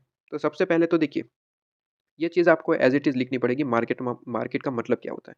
तो देखिए, मार्केट का मतलब होता है कि ऐसा यहाँ पे प्लेस या फिर एरिया कह सकते हैं, जहाँ पे बायर और सेलर जो है वो यहाँ पे ट्रांज़ैक्शन करते हैं। तो as the sum total of all buyer and sellers in the area और रीजन अंडर कंसिडरेशन, ठीक है? मतलब कि यहाँ पे जितने भी बायर्स हैं, ठीक है? एरियाज़ में एरिया के हिसाब से बोले या फिर किसी भी तरीके से रीजन के हिसाब से, तो जितने भी बायर है और सेलर है, जो भी ट्रांज़ैक्शन कर रहे हैं, वो प्लेस मतलब कि मार्केट। ध्यान देने वाली बात है कि यहाँ पे कोई भी बायर, कोई भी प्रोडक्ट का, कोई भी सर्विस का बायर और सेलर अगर बाय और सेल करते हैं, जो भी प्लेस हो गया उसे हम कह देते हैं ये मार्केट है। जहाँ पे हमारे बायर और सेलर जो हैं, वो चीज़ों को, प्रोडक्ट को, सर्विस को बाय करते हैं और सेल करते हैं। ठीक है? अब इंडस्ट्री का मतलब क्या हुआ? देखिए, यहाँ पे दोनों में एक ही बड़ा डिफ़रेंस है। जब हम बात करते हैं इंडस्ट्री, तो यहाँ पे जो है प्रोडक्ट और सर्विस रिस्ट्रिक्ट हो जाती है। मतलब कि जब हम बात करते हैं इंडस्ट्री, मतलब कि यहाँ पे फ़िक्स स्पेसिफ़िक एरिया की बात करते हैं। जैसे कि मैं कह दूँ कि यहाँ पे आयरन इंडस्ट्री, ठीक है? Iron industry. तो आयरन इंडस्ट्री में टाटा हो गया, काफ़ी सारी कंपनीज़ काम कर रही है आयरन के लिए, ठीक है? तो ये आयरन इंडस्ट्री मतलब कि प्रोडक्ट फिक्स होता है तो हम उसे कहते हैं इंडस्ट्री। लेकिन अगर मैं कहूँ कि सर एक प्लेस है जहाँ पे कस्टमर आते हैं, काफ़ी सारी चीज़ें परचेज़ करते हैं, आयरन हो गया, गोल्ड हो गया, ठीक है, सिल्वर हो गया या फिर आपके पास में पेन, पेंसिल वगैरह, मतलब कि वहाँ पे प्रोडक्ट फिक्स नहीं है। मैं इस तरीके से बात कर रहा हूँ कि जहाँ पे बायर और सेलर परचेज़ करते हैं गुड्स और सर्विस प्रोडक्ट, ठीक है? तो ये सारी चीज़ें जो है मैं बात कर रहा हूँ, तो यहाँ पे कहा जाता है मार्केटिंग। लेकिन मैं पर्टिकुलर प्रोडक्ट के बारे में, इंडस्ट्री के बारे में बात कर रहा हूँ, तो वो है इंडस्ट्री, ठीक है? तो ये चीज़ आपके दिमाग में क्लियर होनी चाहिए, ओके? तो यहाँ पे कहता है कि is market the same all the businesses, कहता है कि is market the same for all the businesses? तो कहता है market refers to all the buyer and seller of the particular product और service, and so it would be incorrect to say the market is the same for all businesses. Each businesses has own set of customer. सीधी-सी बात है कि अगर कोई business चला रहा है, तो उनके खुद के कस्टमर अलग हैं। ऐसा नहीं कि सारे लोग जो है उनके कस्टमर हैं, ठीक है? उनका कस्टमर बेस अलग है क्योंकि उनका प्रोडक्ट एक तरीके से फिक्स है, ठीक है? तो यहाँ पे कह सकते हैं कि क्या सर मार्केट जो है वो बिज़नेस के हिसाब से होता है? Answer is no. मैंने आपको सबसे पहले ही कहा कि सर मार्केट का मतलब होता है all buyers and all sellers. तो मार्केट किसी एक बिज़नेस का नहीं हो सकता, ठीक है? मार्केट मतलब कि इक्वली, ठीक है? जहाँ पे सारे बायर्स और सेलर्स को इंक्लूड कर दिया गया है। और यहाँ पे एक्स्ट्रा बात करें तो सर मार्केट जो है वो फिजिकल हो सकता है, ठीक है? फिजिकली अवेलेबल हो सकता है या फिर वर्चुअली, मतलब कि इलेक्ट्रॉनिक की यहाँ पे ई-कॉमर्स जो हमें यहाँ पे जो ऑनलाइन जो है हम यहाँ पे प्रोडक्ट सेल परचेज़ करते हैं, किसी भी प्रोडक्ट सेल परचेज़ होती है, तो वो भी मार्केट हो सकता है, ठीक है? तो जो मार्केट है वो फिजिकल हो सकता है, वर्चुअल हो सकता है। तो बेसिकली आपके पास में जो यहाँ पे टॉपिक है, इसमें मार्केट की ज़्यादा बात करी गई, इंडस्ट्री के बारे में बात नहीं करी गई। ऑब्वियसली यहाँ पे इतना डिटेल में जानने की भी ज़रूरत नहीं है। ये टॉपिक देने का कारण है कि आपको यहाँ पे एक टॉपिक पढ़ाना है, इसलिए यहाँ पे इंडस्ट्री और मार्केट की छोटी-मोटी बातें कर रहे हैं।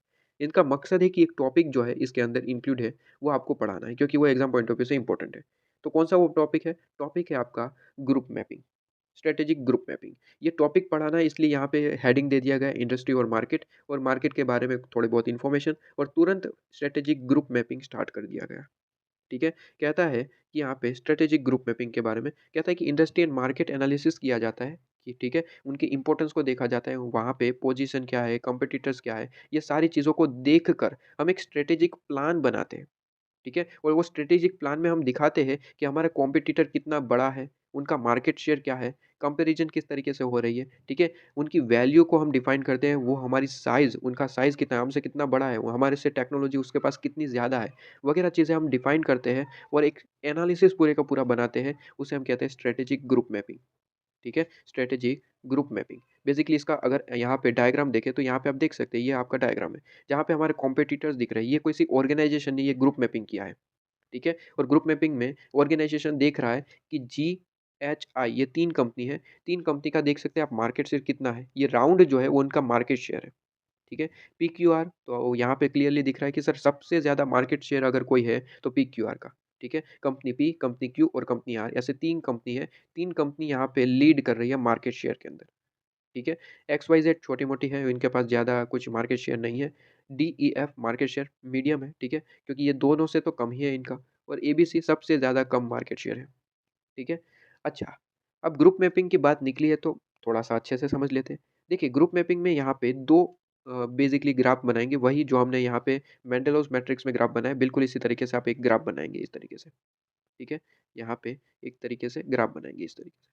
ठीक है? और एक्स और वाई एक्सिस में आप कुछ लिखेंगे, क्या लिखेंगे बड़े ध्यान से देखिएगा। इस तरफ आप लिखेंगे रेपुटेशन, ठीक है? रेपुटेशन और यहाँ पे लिखेंगे रेंज ऑफ प्रोडक्ट, ठीक है? मतलब कि प्रोडक्ट कितना चल रहा है और आपकी मार्केट में रेपुटेशन कैसी है, ठीक है? अगर हम यहाँ पे एक-एक करके देखें कंपनी के बारे में, तो यहाँ पे मुझे दिख रहा है यहाँ पे मुझे दिख रहा है कि अगर यहाँ पे अ, हाँ, सबसे पहले तो मैं पीक्यूआर के बारे में बात करना चाहूँगा, पीक्यूआर। ठीक है? पीक्यूआर के अगर बारे में बात करें, तो सर पीक्यूआर का देखा जाए तो यहाँ पे जो डायग्राम है, इनकी रेपुटेशन जो है वो जीएचआई के कंपैरिज़न में कम है, डीईएफ की कंपैरिज़न में कम है और एबीसी के कंपैरिज़न में कम है। इनकी मार्केट में रेपुटेशन ज़्यादा नहीं है। ठीक है? लेकिन इनका शेयर जो है वो सबसे ज़्यादा है, देख लीजिए राउंड ज़्यादा है, ठीक है? और दूसरी बात करें तो इनके पास प्रोडक्ट का रेंज मतलब कि इनके पास मल्टीपल प्रोडक्ट्स बहुत ज़्यादा है, सबसे ज़्यादा इनके पास है देख लीजिए, ठीक है? तो यहाँ पे अगर हम इसे देखें अच्छे से, तो आप समझिए कि ये पीक्यूआर कहाँ पे आ रहा है, यहाँ पे, ठीक है? यहाँ से लेके ये प्रोडक्ट रेंज, ठीक है? तो अगर हम देखें तो सर सबसे ज़्यादा प्रोडक्ट पीक्यूआर के पास में है और रेपुटेशन ठीक-ठाक है। ठीक है? मार्केट में इनकी ख़ास कोई रेपुटेशन ज़्यादा नहीं है दूसरी कंपनी के मुकाबले, ठीक है? तो यहाँ पे अगर मैं समझाऊँ तो ऐसे समझ नहीं आएगा, इससे अच्छा मैं कुछ एग्ज़ाम्पल के थ्रू समझें, ठीक है? इसके एग्ज़ाम्पल में हम 2-3 एग्ज़ाम्पल को मिक्स कर देते हैं। मैं बात कर लेता हूँ मोबाइल इंडस्ट्री की, ठीक है? यहाँ पे जो पीक्यूआर है उसे मैं मान लेता हूँ ये नाम है आपका एमआई, रियलमी, ठीक है? एमआई, रियलमी, ठीक है? ये कोई जो है बेसिकली रियल एग्ज़ाम्पल नहीं है, मैं आपको समझाने के लिए बोल रहा हूँ, ठीक है? बाकी कोई मैं इस पे रिसर्च करके नहीं आया हूँ कि ये जो कंपनी है उनका मार्केट शेयर क्या है वगैरह-वगैरह, ठीक है? ये आपके पास में एक एग्ज़ाम्पल है जिसको मैं आपको समझाना चाहता हूँ। ये एमआई और रियलमी हो गया, ठीक है? इसे मान लेते हैं आपके पास में ये आपका जो कंपनी है एबीसी, ये मान लेते हैं हम ये कंपनी जो है वो एप्पल है, ठीक है? एप्पल, ठीक है? आईफ़ोन जिसे आप कहते हैं, ठीक है? ये जीएचआई को हम मान लेते हैं ये सैमसंग है, ठीक है? ये आपके पास में सैमसंग कंपनी है और डीईएफ है तो इसे क्या मान लेते हैं, कौन-कौन से फ़ोन है याद भी नहीं है भई। अ, यहाँ पे मैं ले लेता हूँ, ये जो आपकी डीईएफ है उसे मैं मान लेता हूँ ये लावा एंड यहाँ पे लावा एंड यहाँ पे दूसरी बात कर लें, लावा एंड एक और कौन-सा नाम रख लेते हैं, मोटोरोला रख लेते हैं, ठीक है? Motorola, okay? यहाँ पे मैंने ये नाम रख दिया और एक्स-वाई-ज़ेड है उसे मान लीजिए अभी कौन-सी कंपनी नई-नई शुरू हुई है जिसके पास में इनका शेयर कम हो ऐसा इन्फिनिक्स कुछ नाम करके कंपनी है, ठीक है? अब इनके मार्केट शेयर के बारे में तो पता नहीं है कितने मोबाइल शेयर होल है, लेकिन ये तो हम सिंपली एक एग्ज़ाम्पल ले रहे हैं। एग्ज़ाम्पल लिया है इसलिए आपको ज़्यादा बेहतर तरीके से अंडरस्टैंडिंग होगी। आई रिपीट कि ये कोई रियल एग्ज़ाम्पल नहीं है, ठीक है? आपको समझाने के लिए मैं आपको ये एग्ज़ाम्पल दे रहा हूँ, ओके? चलिए, तो यहाँ पे मैं कह रहा हूँ कि अगर आप देखें तो सर एमआई और रियलमी का सबसे ज़्यादा राउंड दिख रहा है। इस राउंड का मतलब है सर यहाँ पे ऊपर शॉर्ट में लिख लीजिए, ये यहाँ पे शॉर्ट में लिख लीजिए ताकि हमें जब एग्ज़ाम के टाइम रिवीज़न करना हो तो ये हालाँकि ये सारी चीज़ें इसमें लिखी है कि राउंड का मतलब क्या है, ठीक है? ये सारी चीज़ें यहाँ पे लिखी है। लेकिन एग्ज़ाम टाइम पे हमें ये मिलता नहीं है ना, तो शॉर्ट में लिखा हो तो बहुत ज़्यादा इम्पोर्टेंट है। तो यहाँ पे हम लिख लेते हैं अपनी लैंग्वेज में कि सर ये जो राउंड दिख रहा है आपको, ठीक है? यहाँ पे आ जाएगा, चलिए ठीक है, लिखने की कोशिश करते हैं। जो ये राउंड शेप है, ठीक है? राउंड शेप, ठीक है? राउंड शेप साइज़ इस तरीके से लिखिए। राउंड शेप साइज़ जो है, वो क्या डिफ़ाइन करती है? वो आपका डिफ़ाइन करती है कि मार्केट में आपका शेयर क्या है, ठीक है? Market share, market share. कितना सेल ज़्यादा कर रहे हैं आपके मार्केट में, ठीक है? आप जिस मार्केट में काम करते हैं, उसमें आपकी सेल कितनी है? तो यहाँ पे मैं कह रहा हूँ कि ग्रुप मैपिंग में क्या होता है 2-3 कंपनी हमारे जो खास-खास कॉम्पिटिटर होते हैं, उसका हम एक ग्रुप बना देते हैं। जैसे कि मैं देख रहा हूँ एमआई रियलमी एक सी कंपनी है और वो सबसे ज़्यादा चल रही है, तो एमआई रियलमी को मैंने एक बबल में डाल दिया, ठीक है? दूसरे बबल में मैंने सैमसंग को डाल दिया क्योंकि ये एक यूनिक कंपनी है। मतलब कि यहाँ पे मैं 2-3 कंपनी को एक साथ बबल में कब डालता हूँ, जब वो दोनों ही कंपनी एक तरीके से आइडेंटिकल होती है उस तरीके से, मतलब कि उनका मार्केट शेयर एक सा होता है, ठीक है? तो यहाँ पे अगर मैं देखूँ सबसे पहले, तो यहाँ पे क्या चीज़ मैं डिस्कस कर रहा था? यहाँ पे डिस्कस कर रहा था कि एमआई और रियलमी का बबल सबसे ज़्यादा है, बड़ा, ठीक है? तो उनका राउंड सबसे ज़्यादा है। इसका मतलब क्या है कि इनका शेयर, मार्केट शेयर सबसे ज़्यादा है, मतलब कि इनकी सेलिंग जो है, ये दोनों कंपनी का मिला दिया जाए तो वो सबसे ज़्यादा है। ये हमें दिख रहा है। ये बबल ज़्यादा है मतलब कि सबसे ज़्यादा इनका क्या है सर, मार्केट शेयर है। सबसे ज़्यादा सेलिंग ये कंपनी करती है मोबाइल का। ठीक है? सिंपल एग्ज़ाम्पल है, पता नहीं हमें रियलिटी में, ठीक है? देखना पड़ेगा, जानना पड़ेगा। इसके लिए तो बहुत ज़्यादा डिटेल स्ट्रैटेजिक एनालिसिस किया जाता है। ये कंपनी ऐसे ही नहीं बना लेती, ठीक है? रियल लाइफ़ में क्या होता है, इस पे डिटेल एनालिसिस किया जाता है, तब जाके ये ग्रुप मैपिंग होता है। ये तो हम एग्ज़ाम्पल दे रहे हैं इसलिए डायरेक्टली हमने नाम लिख दिया, लेकिन इस पे तो बहुत ज़्यादा डिटेल एनालिसिस होता है। ऐसा नहीं कि ये 5 मिनट बैठे और ये ग्रुप मैपिंग हो गया, नहीं। इस पे तो काफ़ी ज़्यादा in real life, in reality group mapping जब करते हैं, तो वो बहुत ज़्यादा डिटेल एनालिसिस के साथ होता है। ठीक है? ये तो हमें इतना डिटेल एनालिसिस करना नहीं है, हमें तो सिंपली एग्ज़ाम में क्या करना है, ये डायग्राम ड्रॉ करके आना है और कुछ इससे रिलेटेड इन्फॉर्मेशन लिख के आनी है, हमारा 5 मार्क पक्का हो गया, ठीक है? तो हमें कोई डिटेल एनालिसिस नहीं करना है, इसलिए हम उस पे जाएँगे भी नहीं, राइट?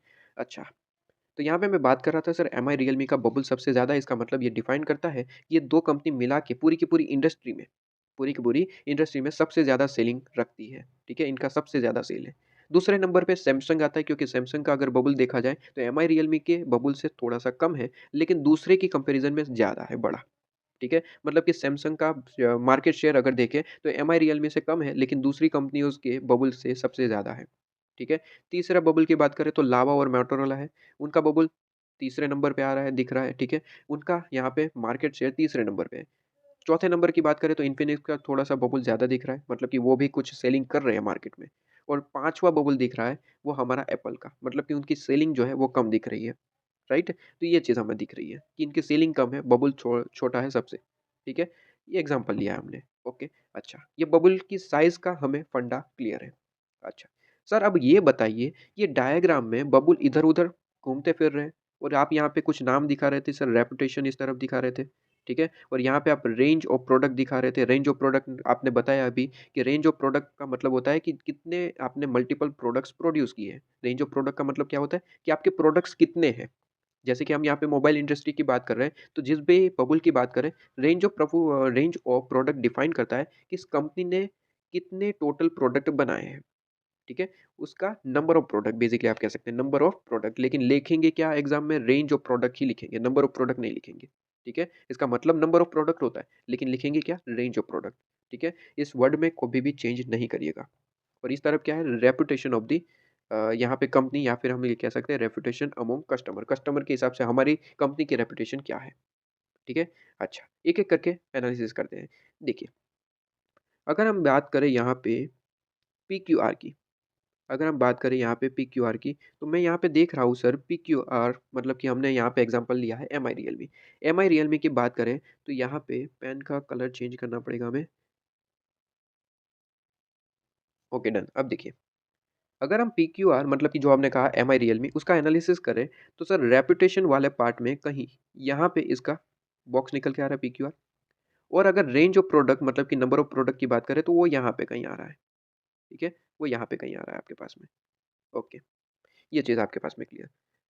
इसके बाद अगर हम बात करें सर सैमसंग की, तो सैमसंग की यहाँ पे रेंज ऑफ प्रोडक्ट का यहाँ पे देखा जाए तो यहाँ पे कहीं आ रहा है। और रेपुटेशन की बात करें तो रेपुटेशन कहीं यहाँ पे आ रही है, ठीक है? रेपुटेशन ये रही, ओके। इसके बाद यहाँ पे बात करें नेक्स्ट, यहाँ पे मोटोरोला और लावा की बात करें तो वो यहाँ पे आते हैं, ठीक है? रेपुटेशन और रेंज की बात करें तो वो यहाँ पे जाते हैं। इसके बाद इन्फिनिक्स, ठीक है? इन्फिनिक्स यहाँ पे दिख रहा है और रेंज ऑफ प्रोडक्ट यहाँ पे दिख रहा है। इसके बाद एप्पल, तो एप्पल की रेपुटेशन यहाँ पे सबसे ज़्यादा दिख रही है, रेंज ऑफ प्रोडक्ट सबसे कम दिख रही है, ठीक है। अच्छा, ये हमने एक लाइन ड्रॉ कर दी समझने के लिए, एग्जाम में आपको ये लाइन ड्रॉ नहीं करने, सिर्फ इस तरीके से बबूल ही ड्रॉ करने हैं, ठीक है। अच्छा, कैसे करना है वो तो मैं बाद में बताऊंगा, सबसे पहले एनालिसिस करिए ये क्या कहना चाहता है। अगर मैं सबसे पहले एनालिसिस करूँ तो एम आई रियलमी, जहाँ पे मैंने कहा कि इनका सबसे ज़्यादा बबूल है, मतलब कि ये सेल सबसे ज़्यादा कर रहे हैं, मतलब कि मार्केट में शेयर सबसे ज़्यादा लेके बैठे हैं। वहीं पे अगर इनकी रेपुटेशन की बात करें, मार्केट में रेपुटेशन की बात करें, तो रेपुटेशन में अगर हम बात करें तो रेपुटेशन क्या कहती है? इनकी रेपुटेशन कहती है कि ठीक-ठाक है, मीडियम है, रेपुटेशन इतनी ज़्यादा नहीं है। किसके मुकाबले? सैमसंग के मुकाबले और एप्पल के मुकाबले। मतलब कि मार्केट में अगर कस्टमर के हिसाब से पूछा जाए कि सर रेपुटेशन किसकी ज़्यादा है? तो कस्टमर का कहना है कि एमआई रियलमी से ज़्यादा रेपुटेशन यहाँ पे दिख रही है लावा मोटोरोला और सैमसंग और एप्पल की है। ठीक है? एमआई रियलमी की रेपुटेशन इन 3 कंपनियों से कम है। लेकिन इन्फिनिक्स से ज़्यादा है। इन्फिनिक्स की रेपुटेशन यहाँ पे दिख रही है और यहाँ पे एमआई रियलमी की रेपुटेशन यहाँ पे है, ठीक है? तो एमआई रियलमी की रेपुटेशन यहाँ पे दिख रही है आपको और उनसे ज़्यादा ये 3 कंपनी है। कौन-कौन सी? मोटोरोला, रावा, सैमसंग और एप्पल, उनकी रेपुटेशन ज़्यादा है। वहीं पे अगर रेंज ऑफ प्रोडक्ट की बात करें तो सबसे ज़्यादा मोबाइल जो है इन्होंने इंट्रोड्यूस करे एमआई रियलमी ने, क्योंकि बाकी के मुकाबले सबसे ज़्यादा फ़ोन किन्होंने इंट्रोड्यूस किए? MI Realme. और हम देखते ही है रियल लाइफ़ में कि एमआई रियलमी का तो हर 2-3 महीने पे एक नया फ़ोन आ ही जाता है, ठीक है? कुछ ना कुछ इधर-उधर करके एक नया फ़ोन इंट्रोड्यूस कर ही देते हैं। तो इनके पास रेंज ऑफ प्रोडक्ट बहुत ज़्यादा है, लेकिन रेपुटेशन मीडियम है। ठीक है? वहीं पे अगर सैमसंग की बात करें तो रेपुटेशन एमआई रियलमी से ज़्यादा है। यहाँ पे आप देखिए ग्रीन लाइन ये दिख रही है। ठीक है? तो यहाँ पे आप देख पा रहे हैं कि सर रेपुटेशन एमआई रियलमी से ज़्यादा है लेकिन एप्पल से कम है। ठीक है? एप्पल की मार्केट में रेपुटेशन आप देख पा रहे हैं सबसे ज़्यादा है। लेकिन अगर बात करें रेंज ऑफ प्रोडक्ट की तो रेंज ऑफ प्रोडक्ट की एमआई रियलमी से कम है। मतलब कि इन्होंने इनके मुकाबले कम फ़ोन्स जो है वो इंट्रोड्यूस किए हैं मार्केट के अंदर। ठीक है? एमआई रियलमी ने सबसे ज़्यादा फ़ोन जो है मार्केट के अंदर घुमा दिए, लेकिन सैमसंग ने थोड़े से एमआई रियलमी से कम जो है फ़ोन जो है यहाँ पे इंट्रोड्यूस करे हैं और रेपुटेशन भी एमआई रियलमी से ज़्यादा है। तो अगर रेपुटेशन की बात करें तो एमआई रियलमी से ज़्यादा है सैमसंग, लेकिन रेंज ऑफ प्रोडक्ट की बात करें तो एमआई रियलमी से कम है सैमसंग। ठीक है? इसी के बाद यहाँ पे एप्पल की बात करें तो सर एप्पल यहाँ पे दिख रहा है सबसे ज़्यादा इनकी रेपुटेशन है, लेकिन रेंज ऑफ प्रोडक्ट कम है। ऑब्वियसली हम मार्केट में देखते हैं सर एप्पल का फ़ोन जो है वो हर 2 महीने पे रिलीज़ नहीं होता।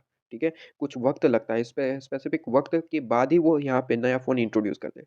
तो इनकी जो फ़ोन की जो रेंज ऑफ प्रोडक्ट है, नंबर ऑफ प्रोडक्ट है, वो कम है, लेकिन इनकी रेपुटेशन मार्केट में सबसे ज़्यादा है। ठीक है? मार्केट में सबसे ज़्यादा इनकी रेंज ऑफ प्रोडक्ट है। ठीक है? तो ये एग्ज़ाम्पल है जो मैं आपको समझाना चाहता हूँ, ये आपको आई होप कि समझ में आया होगा। बहुत ही ज़्यादा सिंपल होता है समझना स्ट्रैटेजिक ग्रुप मैपिंग, ठीक है? इसमें क्या होता है बबल बना दिए जाते हैं बेसिकली और आपके पास में इसे समझ लिया जाता है कि एग्ज़ैक्टली हो क्या रहा है, ठीक है? तो यहाँ पे वही चीज़ आपको लिखी गई है। ये कहता है कि strategic group consist those rival firm word use करा गया मतलब कि एक तरीके की फर्म। अगर जब हम बात करें मोबाइल इंडस्ट्री तो हमारे मोबाइल इंडस्ट्री में कौन-कौन कॉम्पिटिटर हो सकते हैं, तो मैंने एक तरीके की फर्म की बात करी, राइवल फर्म, ठीक है? सैमसंग है एमआई है, रियलमी है, एप्पल है, ठीक है? एक तरीके की फर्म, ठीक है? उनके बीच ही आप यहाँ पे क्या करेंगे सर स्ट्रैटेजिक ग्रुप मैपिंग कर सकते हैं, ठीक है? तो यहाँ पे राइवल फर्म होना ज़रूरी है, ओके? ये चीज़ आपके पास में क्लियर होनी चाहिए और उनके टेक्नोलॉजी, उनके मार्केट शेयर के हिसाब से यहाँ पे क्या किया जाता है, यहाँ पे बाइफरकेशन किया जाता है, ठीक है? अच्छा, ये चीज़ आपको यहाँ पे लिखी हुई मिलेगी, आप इसे एक बार रीड करेंगे, ओके? अब यहाँ पे देखिए, ये थोड़ा-सा मैंने डार्क पॉइंट रखा है, ये बहुत ज़्यादा इंपॉर्टेंट है, एग्ज़ाम में डायरेक्ट क्वेश्चन इस पे आ सकता है। कहता है कि जो ग्रुप मैपिंग करते हैं हम, उसकी प्रोसीजर क्या होते हैं, ठीक है? बेसिकली मैंने अभी-अभी एक्सप्लेन करी वही प्रोसीजर है, बस यहाँ पे एग्ज़ाम में कई बार डायरेक्ट क्वेश्चन पूछा जाता है कि प्रोसीजर बताइए ग्रुप मैपिंग की, ठीक है? तो स्ट्रैटेजिक ग्रुप मैपिंग करने के लिए क्या प्रोसीजर होती है? तो बड़ा ही सिंपल प्रोसीजर होती है। देखिए, सबसे पहला ये प्रोसीजर है मतलब कि एज़ इट इज़ याद रखना पड़ेगा, मतलब कि फर्स्ट पॉइंट है वो फर्स्ट ही रहेगा, सेकंड पॉइंट है वो सेकंड ही रहना चाहिए, राइट? इसमें इधर-उधर नहीं करेंगे। प्रोसीजर या फिर स्टेप जब वर्ड यूज़ होता है, तो उसे आप एज़ इट इज़ याद करना पड़ता है। लेकिन जैसे कि हम बात करें इम्पोर्टेंस, लिमिटेशन, उसमें इधर-उधर पॉइंट चल सकते हैं।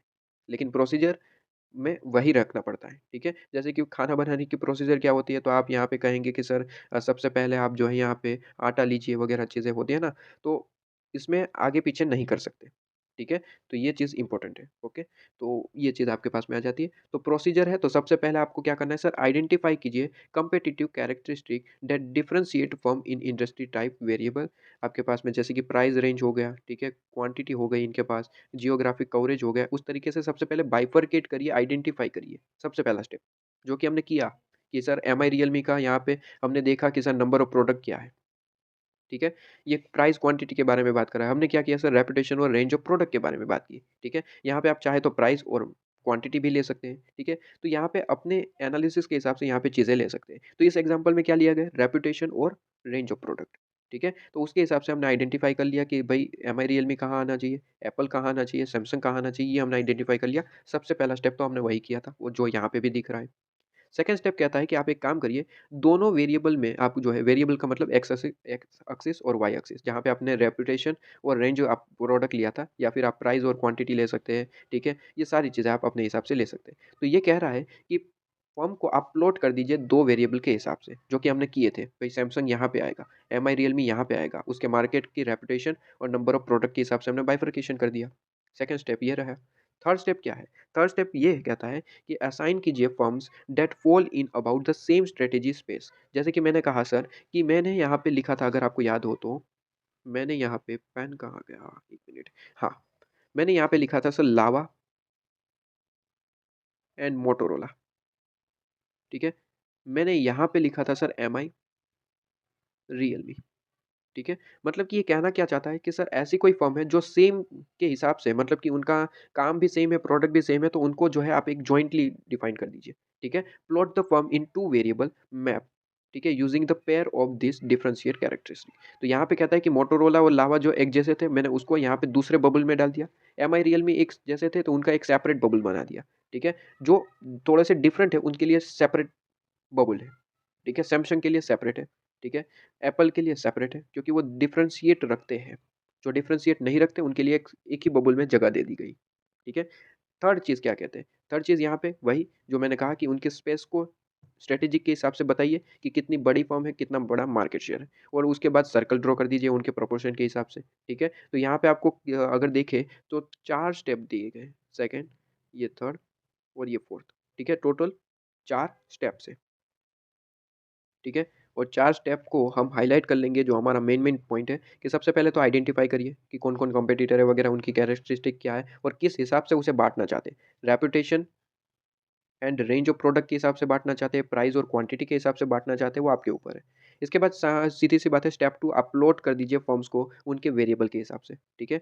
इसके बाद थर्ड, ऐसे कोई फर्म है जिनका सेम स्ट्रैटेजी वगैरह है, सेम प्लेस है, तो उसे एक बबल में डाल दीजिए। ठीक है? असाइन कीजिए। और थर्ड, सर्कल ड्रॉ करना स्टार्ट कर दीजिए। ठीक है, सर्कल ड्रॉ करना स्टार्ट कर दीजिए उनके हिसाब से। ओके, तो 4 स्टेप है जो यहाँ पे आपको दिए गए। अब एग्जाम में क्वेश्चन आ गया कि सर स्ट्रेटेजिक ग्रुप मैपिंग समझाइए। तो आप सबसे पहले क्या करेंगे, सबसे पहले तो आप ये डेफिनेशन वगैरह लिखेंगे जो आपको यहाँ पे गिवन है। ठीक है, सबसे पहले आप ये चीज़ लिखेंगे। इसके बाद यहाँ से कुछ याद रहता है आप यहाँ पे लिखेंगे, ये चीज़ में से कुछ सेंटेंस याद रहते हैं तो या लिखेंगे। ठीक है, इसके बाद प्रोसीजर लिखेंगे, डायग्राम ड्रॉ करेंगे और ये आप शॉर्ट में लिख देंगे। ये क्या है सर? ये वही चीज़ है कि एबीसी और ये कंपनी है, ये छोटे थे तब लिखते थे ना, 10th में थे, तो ऐसे ही यहाँ पे लिखते थे कि एबीसी नाम की कंपनी है, डीवीएफ कंपनी है, एबीसी का बबल बहुत बड़ा है, छोटा है, ये सारी चीज़ें। ठीक है? तो ये बेसिकली हम क्या कहते हैं इसे, एक्सप्लेनेशन, एक्सप्लेनेशन ऑफ डायग्राम। ठीक है? तो एक्सप्लेनेशन ऑफ डायग्राम अपने लैंग्वेज में लिखना होता है, ये तो रीड भी नहीं करना होता है, ये जो हमने समझ लिया वही यहाँ पे लिखना होता है। लेकिन हाँ, जिन स्टूडेंट को समझ नहीं आता कि इसमें क्या लिखें, तो इसे एक बार रीड करेंगे तो आपको बेसिकली समझ आ जाएगा और फिर अपनी लैंग्वेज में लिख के आ सकते हैं। ठीक है? तो पूरे 5 नंबर का क्वेश्चन हो तो बिल्कुल इसी तरीके से करेंगे। ठीक है? अच्छा, क्वेश्चन ने स्पेसिफिकली बताया है कि हमें स्ट्रैटेजिक ग्रुप मैपिंग का सिर्फ डायग्राम बताइए और उसकी एक्सप्लेनेशन दीजिए, तो फिर वही काम करेंगे। लेकिन ध्यान रहे सर, ऐसा कोई भी क्वेश्चन पूछा जाए, जैसे कि यहाँ पे स्ट्रैटेजिक ग्रुप मैपिंग का डायग्राम और एक्सप्लेनेशन दीजिए, तो ऑलवेज ध्यान रखिए कि ऐसा जो क्वेश्चन पूछा जाए जिसमें उसका लिमिटेशन है या फिर इंपॉर्टेंस है या फिर उसका डायग्राम पूछा जाए, तो ऑलवेज ध्यान रखिए कि उस टॉपिक का क्या डेफिनेशन है। अगर डेफिनेशन है तो ऑलवेज लिख के आएंगे, पूछा है या फिर नहीं पूछा है उससे कोई मतलब नहीं है। फॉर एग्जाम्पल, मैंने आपको चैप्टर नंबर 1 में भी कहा था कि यहाँ पे मान लीजिए क्वेश्चन पूछा गया कि स्ट्रेटेजिक मैनेजमेंट की लिमिटेशन बताइए। तो क्वेश्चन क्या पूछा गया, लिमिटेशन ऑफ स्ट्रेटेजिक मैनेजमेंट बताइए। चैप्टर नंबर 1 में हम पढ़े थे, 4 लिमिटेशन थी। ठीक है, तो हमें सबसे पहले क्वेश्चन का आंसर कैसे करना चाहिए, क्वेश्चन का आंसर हमेशा ध्यान रहे कि जिस भी चीज़ के बारे में वो पूछ रहा है, सबसे पहले ये आइडेंटिफाई करिए कि इसके बारे में हमने क्या डेफिनेशन कोई पढ़ी है, तो answer is yes. Strategic management की एक डेफिनेशन होती है, तो ऑलवेज स्टार्टिंग डेफिनेशन से होगी। मतलब कि स्ट्रेटेजिक मैनेजमेंट की डेफिनेशन डेफिनेशन लिखिए, उसके बाद उसकी लिमिटेशन लिखिए। क्वेश्चन ने डेफिनेशन लिखने के लिए कहा है तो लिखनी पड़ेगी, नहीं कहा है फिर भी डेफिनेशन लिख के आएंगे। जैसे कि यहाँ पे अगर पूछा गया कि स्ट्रेटेजिक ग्रुप मैपिंग आपको समझाना है डायग्राम और एक्सप्लेनेशन के थ्रू, तो उसका डायग्राम और एक्सप्लेनेशन देनी है, सीधी सी बात है। लेकिन क्या इसकी डेफिनेशन कुछ है, आंसर इज यस। तो सबसे पहले वहीं से स्टार्टिंग होगी, उसकी डेफिनेशन आप सबसे पहले लिख के आएंगे, उसके बाद डायग्राम वगैरह और उसकी एक्सप्लेनेशन लिख के आएंगे। ठीक है, ये चीज़ आपके पास में क्लियर होती है, सीधी सी बात है। ओके, तो ये आपका स्ट्रेटेजिक ग्रुप मैपिंग। इसके बाद बात करें कस्टमर की, तो कस्टमर में ज़्यादा कोई बड़ा टॉपिक नहीं है, छोटा सा टॉपिक है, समझा देता हूँ डायरेक्टली और फिर आप इसे रीड करेंगे। ठीक है, देखिए कस्टमर में आपको सिंपली यहाँ पे दो टॉपिक, दो वर्ड को समझाया गया है और कुछ यहाँ पे नहीं है, छोटी सी एक बात है, वही एग्जाम में लिख के आना है जो यहाँ पे है, अपनी लैंग्वेज में लिख सकते हैं। ठीक है, कहता है कि सर कस्टमर एक वर्ड होता है, एक वर्ड होता है कंज्यूमर, और उसे ही एक्सप्लेन किया और ये टॉपिक खत्म। देखिए, कस्टमर का मतलब होता है जो प्रोडक्ट परचेज़ करता है और कंज़्यूमर का मतलब होता है जो प्रोडक्ट को यूज़ करता है, कंज़्यूम करता है। अब सुनने में तो ऐसा लगता है कि सर दोनों पर्सन एक ही हुए ना, कस्टमर हम क्या करते हैं, हम प्रोडक्ट परचेज़ करते हैं और हमें कंज़्यूम करते हैं। जैसे कि फॉर एग्ज़ाम्पल हम किसी शॉप में गए, हमने चॉकलेट परचेज़ की और खा गए, तो हम ही कस्टमर है और हम ही कंज़्यूमर है, क्योंकि चॉकलेट परचेज़ करने वाला कस्टमर मतलब कि हम ही है और उसे खाने वाला, यूज़ करने वाला, कंज़्यूम करने वाला भी हम ही है, मतलब कि हम ही कंज़्यूमर है। तो यहाँ पे मैं बता दूँ कि इन जनरल केस कस्टमर और कंज़्यूमर एक ही होता है। लेकिन कई बार ऐसा होता है कि कस्टमर और कंज्यूमर डिफरेंट होते हैं। जैसे कि फॉर एग्जांपल हमने कोई प्रोडक्ट परचेज़ करी, ठीक है? कोई प्रोडक्ट परचेज़ करी जो हमारे लिए नहीं थी, हमारे नेबर में जो पर्सन रहते उन्होंने हमसे मँगवाया था, ये प्रोडक्ट परचेज़ करके आना। जैसे कि फॉर एग्जांपल मैं कहीं जा रहा था, हमारे नेबर में एक पर्सन है, ठीक है? उन्होंने कहा कि हमारे लिए भी आप वहाँ पे जा ही रहे हैं तो हमारे लिए भी ये प्रोडक्ट लेते आना। तो हमने कहा ठीक है, तो मैं वो प्रोडक्ट परचेज़ करके आया और फिर मैंने उनको दे दिया, उनके पैसे जो है वो उन्होंने मुझे दे दिए। ठीक है? तो यहाँ पे अगर अल्टीमेटली देखें तो प्रोडक्ट तो परचेज़ मैं कर रहा हूँ। जो मार्केट से वो प्रोडक्ट कौन परचेज़ करके आया? मैं। तो कस्टमर कौन हुआ? जो परचेज़ करता है वो कस्टमर है। तो परचेज़ तो मैंने किया है तो मैं कस्टमर हूँ, राइट? वो मार्केट के लिए क कस्टमर कौन है? मैं हूँ। लेकिन उसका यूज़ क्या मैं कर रहा हूँ? आंसर इज़ नो, ये तो मैंने दूसरों के लिए परचेज़ किया था। तो जो कंज़्यूमर है, वो कौन है सर? जो यूज़ कर रहा है। मतलब कि हमारे जो नेबर है, वो प्रोडक्ट को यूज़ करने वाले हैं, तो वो कंज़्यूमर है। तो यहाँ पे डिफरेंशिएट देख पा रहे हैं आप कि परचेज़ करने वाला कोई और है, यूज़ करने वाला कोई और है। ठीक है? तो कस्टमर मैं हूँ और कंज़्यूमर हमारे नेबर हैं। तो कई बार ऐसा होता है कि डिफरेंशिएट होता है, कई बार ऐसा भी हो सकता है कि कस्टमर एक और कंज़्यूमर ही वही है। ठीक है? नॉर्मल केस में तो ऐसा ही होता है। जैसे कि मैंने चॉकलेट का एग्ज़ाम्पल दिया कि आपने परचेज़ की और खा गए। ठीक है? तो आप ही कस्टमर हैं और आप ही कंज़्यूमर हैं। ठीक है? यही एक सेम आपका टॉपिक था। इस टॉपिक में यहाँ पे इतना ही समझाया गया है और बाकी जनरल जनरल चीज़ें की बात करी गई है, जो 9th लेवल पे हम पढ़ते हैं वैसे कुछ यहाँ पे बात करी गई है। तो एग्ज़ाम पॉइंट ऑफ व्यू से डायरेक्ट क्वेश्चन आने के चांसेस तो नहीं है, लेकिन एमसीक्यू वगैरह में पूछ लेते हैं तो एक-एक बारी से रीड करना चाहिए। ठीक है? इसके बाद product and service. Product and service, product का मतलब होता है यहाँ पे गुड्स एंड सर्विस। यहाँ पे कहता है कि product stand for combine of goods and service. ठीक है? प्रोडक्ट का मतलब होता है हमारा गुड्स, हमारा सर्विस। जो ऑर्गेनाइजेशन यहाँ पे जो बना रहा है उनका प्रोडक्ट क्या है, तो वो गुड्स और सर्विस जो भी है। ठीक है?